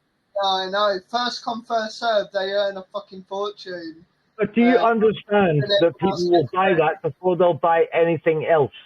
Oh yeah, like, no, I've seen people will jump from legitimate projects to shit. Yeah, because they think they're going to make a 1.2 or 2.x. I've seen actual honeypots sitting there, and it's just constant buyers going up to the millions of dollars market cap, and not one person. I mean, there are things out there like scanners. I know the scanners aren't perfect when it comes to contracts, but at least, you know, they do give you, I mean, Moon Arch is a little bit better than most of the others, but at least it can tell you prior to buying that you can actually sell the token. Yeah, it doesn't look like a honeypot. Yeah. Yeah, that's it. It'll tell you it's not a honeypot. You know, the thing is, legitimate projects will always sit second place to these hype projects, and that's what's doing my fucking head in. That's the point I was trying to make here. Like you guys are doing everything right? But you're gonna lose place every now and again. If you're not in the spotlight, you're gonna lose place to people that will literally rug every fucker in this space. You know what I mean? Right. Yeah. You've just got to keep it front and center. You've got to fucking make sure the front and center all the fucking time. And, you know, you've got to make sure you've got these diamond dicks in your community that are going to hold the floor. You're going to do whatever they need to do, and you've got to make sure you fucking deliver. That's 100% it. People will buy honeypot. People will buy honeypot. Price. I'm going to say Jay Sizzle just alone gets you bullish. Like that project that you worked on, I hate to bring up other projects, but where it was pure FUD against the project, and it wasn't to lower the price. You guys were just having an absolute blast with it. And, you know, that was just a fucking fun time. And, you know, like the videos you make just are I mean, you've made videos for us as well, I believe. So, yeah, I mean, I've got fucking nothing. There is nothing I can find negative to say about this project, really. Actually, you know, let me just have a quick look. I always have to if find you can remember what that other project is, you should go and check it out because it's exploding. Is it? Oh, you know me. Or is it exploding? They just dropped some new utility that you need to have you have to have that asset in order to partake in it. See, and they were CZUSD as well, so I mean that just goes to show that they're blowing up on a which is, you know, like earlier in the chat, Hard Worker said he's like, you know what do you guys, your artwork here, you guys planning on, you know what I'm saying? It's like we're holding our cards close to our chest. Leo will tell you, you know what I mean? Just like the amount of talent that we have on this project, and I mean, Oh, Batman's joining us now too, but it's like, it's immense. It's really immense. So it's like, it's just a matter of time that these utilities surface. I'm not going to tell you what they are, but it's like, and it's just like Batman was saying too, that everybody wants to run to these rugs, right? They want to run to these scams because the hype train, you know what I'm saying? Everybody wants to 5X or just totally lose their investment before dinner time. Like, I get it. It's fun, right? We're humans. We have feelings, right? Now, this project and the projects associated with it, like, just be prepared, because when the utility is delivered and it's available and it's successful, like the utility that you already see within the Oracle, and just how it generates Dogecoin over 7 days. If you buy right now, you're earning Dogecoin from the people that have bought days before, because it's like you're gonna see the price, and it's gonna change in a really good way. So I just want to add that, but y'all go ahead. It's going to pump. It's going to pump. It's going to pump. All of it's going to pump. It's very good. It's going to be good. Yeah, because like Batman said, we're in the development stage right now. Dan said we're in a crypto winter. I mean, you can imagine what we're trying to build here, what Batman's trying to build, what we're trying to do here with DogeGod. It's the same thing, We're all here. Everyone that's here that's listening to this is because you're part of the space. You believe in the space. You do what it takes to live right now at its worst point. We may see another leg down. In a bear market. Like, my God. Yeah, it's going to be amazing. I mean, to be fair, as much as I say it's a crypto winter and not a bear market, because I mean, a bear market tends to, it's just constant continue up and down. Yeah. Well, we have up and downs every day, so I say a crypto winter. But when you actually look at the history, this has been the worst 6 months in crypto history. It's been horrendous. Yeah, it's causing fucking mayhem in the space. But yeah, you know what? The fact that it's becoming more mainstream during this period of time is what is causing a lot of these. I mean, I remember when DGen plays, you could buy a DGen play and not have to worry. Now it's like a DGen play. Right? I mean, I bought DGen plays and it's like, what the fucking what? Like, why has it died at 4K market cap? It's like, what the fuck is that about? And I'm like, the team's solid behind it. But, I mean, like, I've got nothing negative to say. Like, I mean, I've known Jay Sizzle now, like, well, we've known each other for, I mean, fucking hella time now. And, I mean, I support you, you support me. The only thing is, I'm going to post, I don't know if it's been posted before because it's a little bit tough for me to follow what's going on in the TGE. But for anyone, this is the best way to buy it. You've got to buy CZ Cash first, which is, I mean, it's obviously a bit of a, an uphill climb that you've got to. Well, you know what? The best way to buy DogeGod, right, is use CZ.cash. Because CZ.cash was developed on Pancake. So if you can use Pancake, you can use that. And all you need to do is at the top, it's got the little DogeGod logo. You click on that, and then whatever currency you've got, BNB, whatever is on the smart chain, you can just swap it. So you don't have to worry about copying contracts or anything. Okay, it's quick. It uses better tech. Okay, and once you've used it for this, you'll be using it for everything. Because that's what I do. Because it's just so easy to use, right? And compared to Pancake Swap, this is based on Pancake Swap, right? It was developed from Pancake Swap. So just use CZ.cash. I've pinned it for everybody that wants to get it's easy. in on it. Very easy then. Yeah, I've pinned it. I mean, if you try, I mean, I can't really find anything negative other than, like the standard reward token questions of how do you plan to maintain a reward token. We all went through it in the beginning of the year when reward tokens were the big thing, and we realised they weren't sustainable. But I feel like you've kind of gone over that, and the fact that you're pegged to a stable coin kind of answers that. I mean, everything else, the roadmap, fucking, you know, you've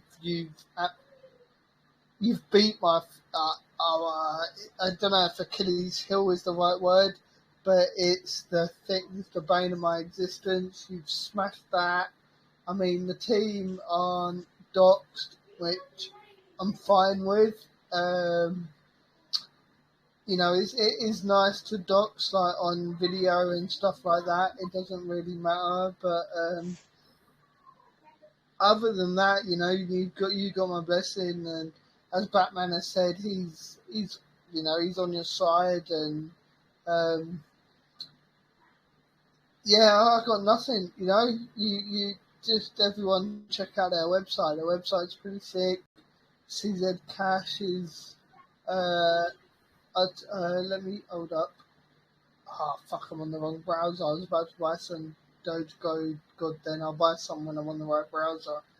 But other than that, yeah, unless you guys have got anything to add, I'll end the AMA now, because what we've been going on for like 3 hours or something. It's been a long one. Yeah, It's been a very rewarding one. It's been a very, no, seriously, I really enjoyed it. I really enjoyed it, and it doesn't seem like 3 hours. It's gone. No, it never does. It never does for me anyway, because I'm usually, I'm half. No, I'm well over half. It seemed like 3 hours. I'm just joking. No, I'm joking. It's been great. It's fucking great. It seemed like 4, right? It's spectacular. Absolutely spectacular. I've enjoyed every fucking second of it. I've enjoyed.